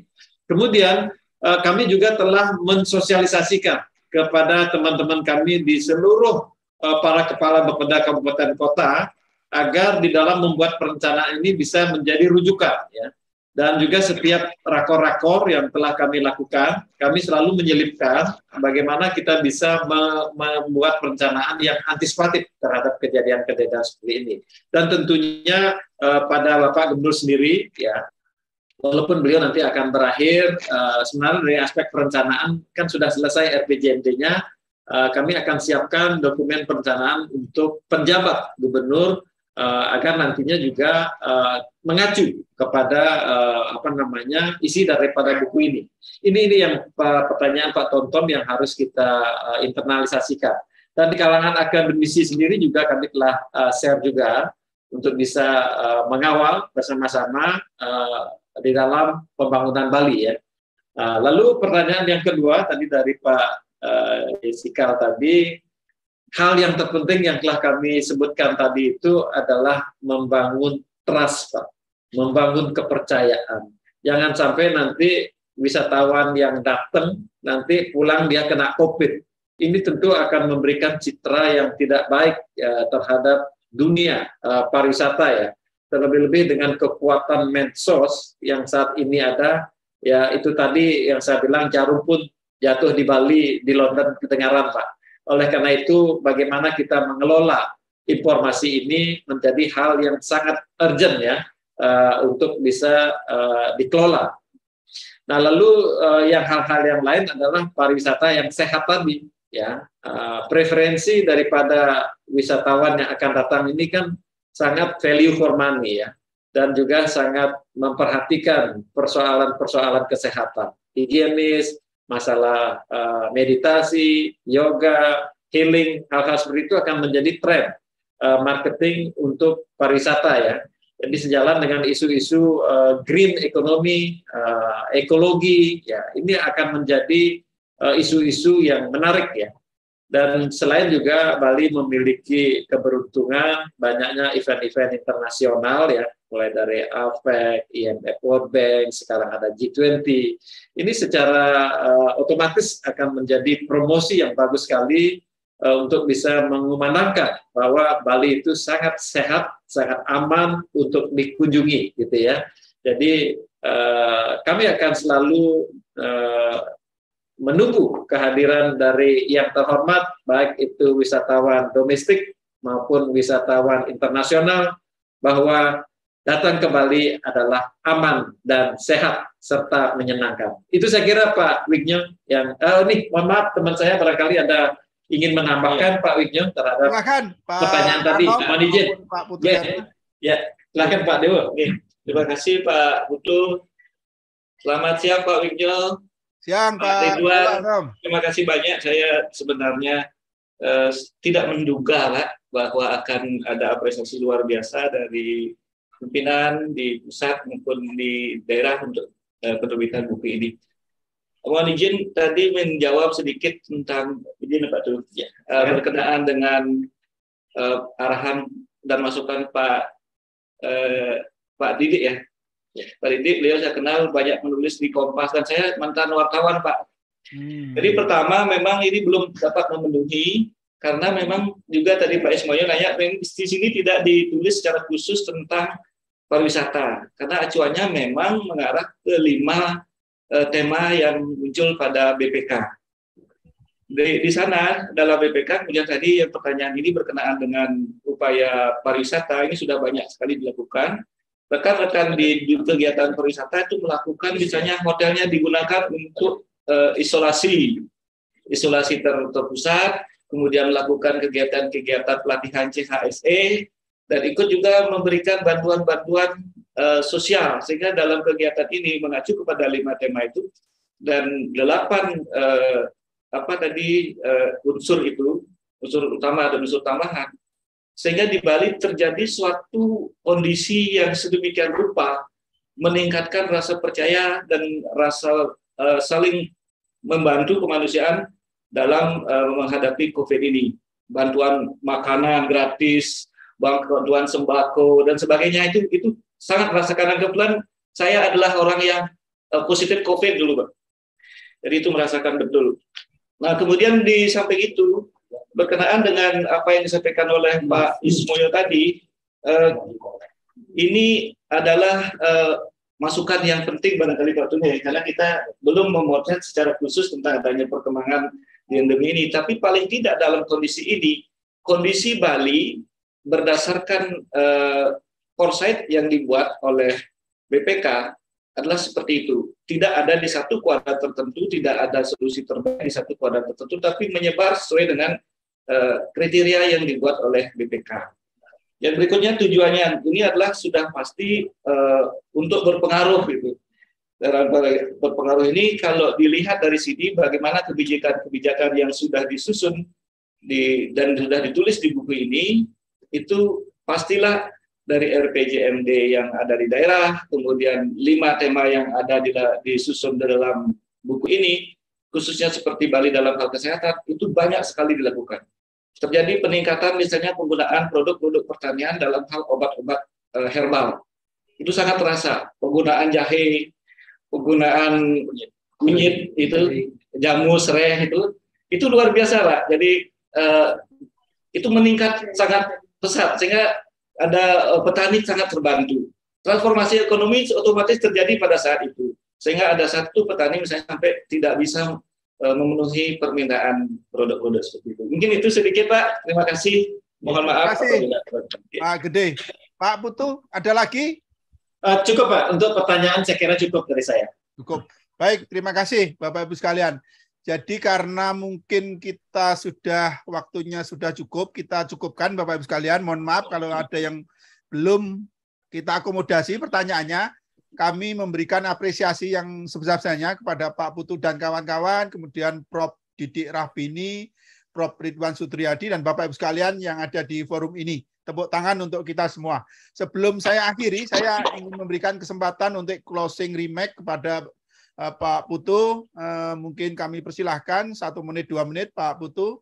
Ya, terima kasih Pak Wignya. Pertama kepada Pak Sesmen, Kementerian Bappenas, Pak Kapus Bindiklatren, ini luar biasa. Bapak telah memiliki sensitivitas yang cukup tinggi. Izinkan kami menyampaikan apresiasi yang setulus-tulusnya kepada beliau-beliau berdua, tentu beserta jajarannya, yang telah menginisiasi adanya acara seperti ini. Yang kedua, kami sampaikan terima kasih kepada para pembahas, ada Pak Prof. Didik dan Pak Ridwan.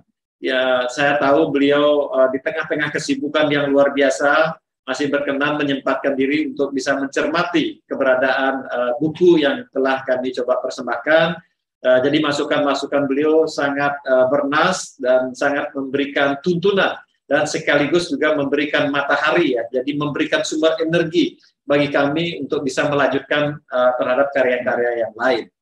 Demikian juga kepada seluruh peserta yang berkesempatan hadir pada Zoom ini, kami menyampaikan apresiasi juga atas segala atensinya, atas segala kontribusinya, sehingga memberikan wawasan kepada kami.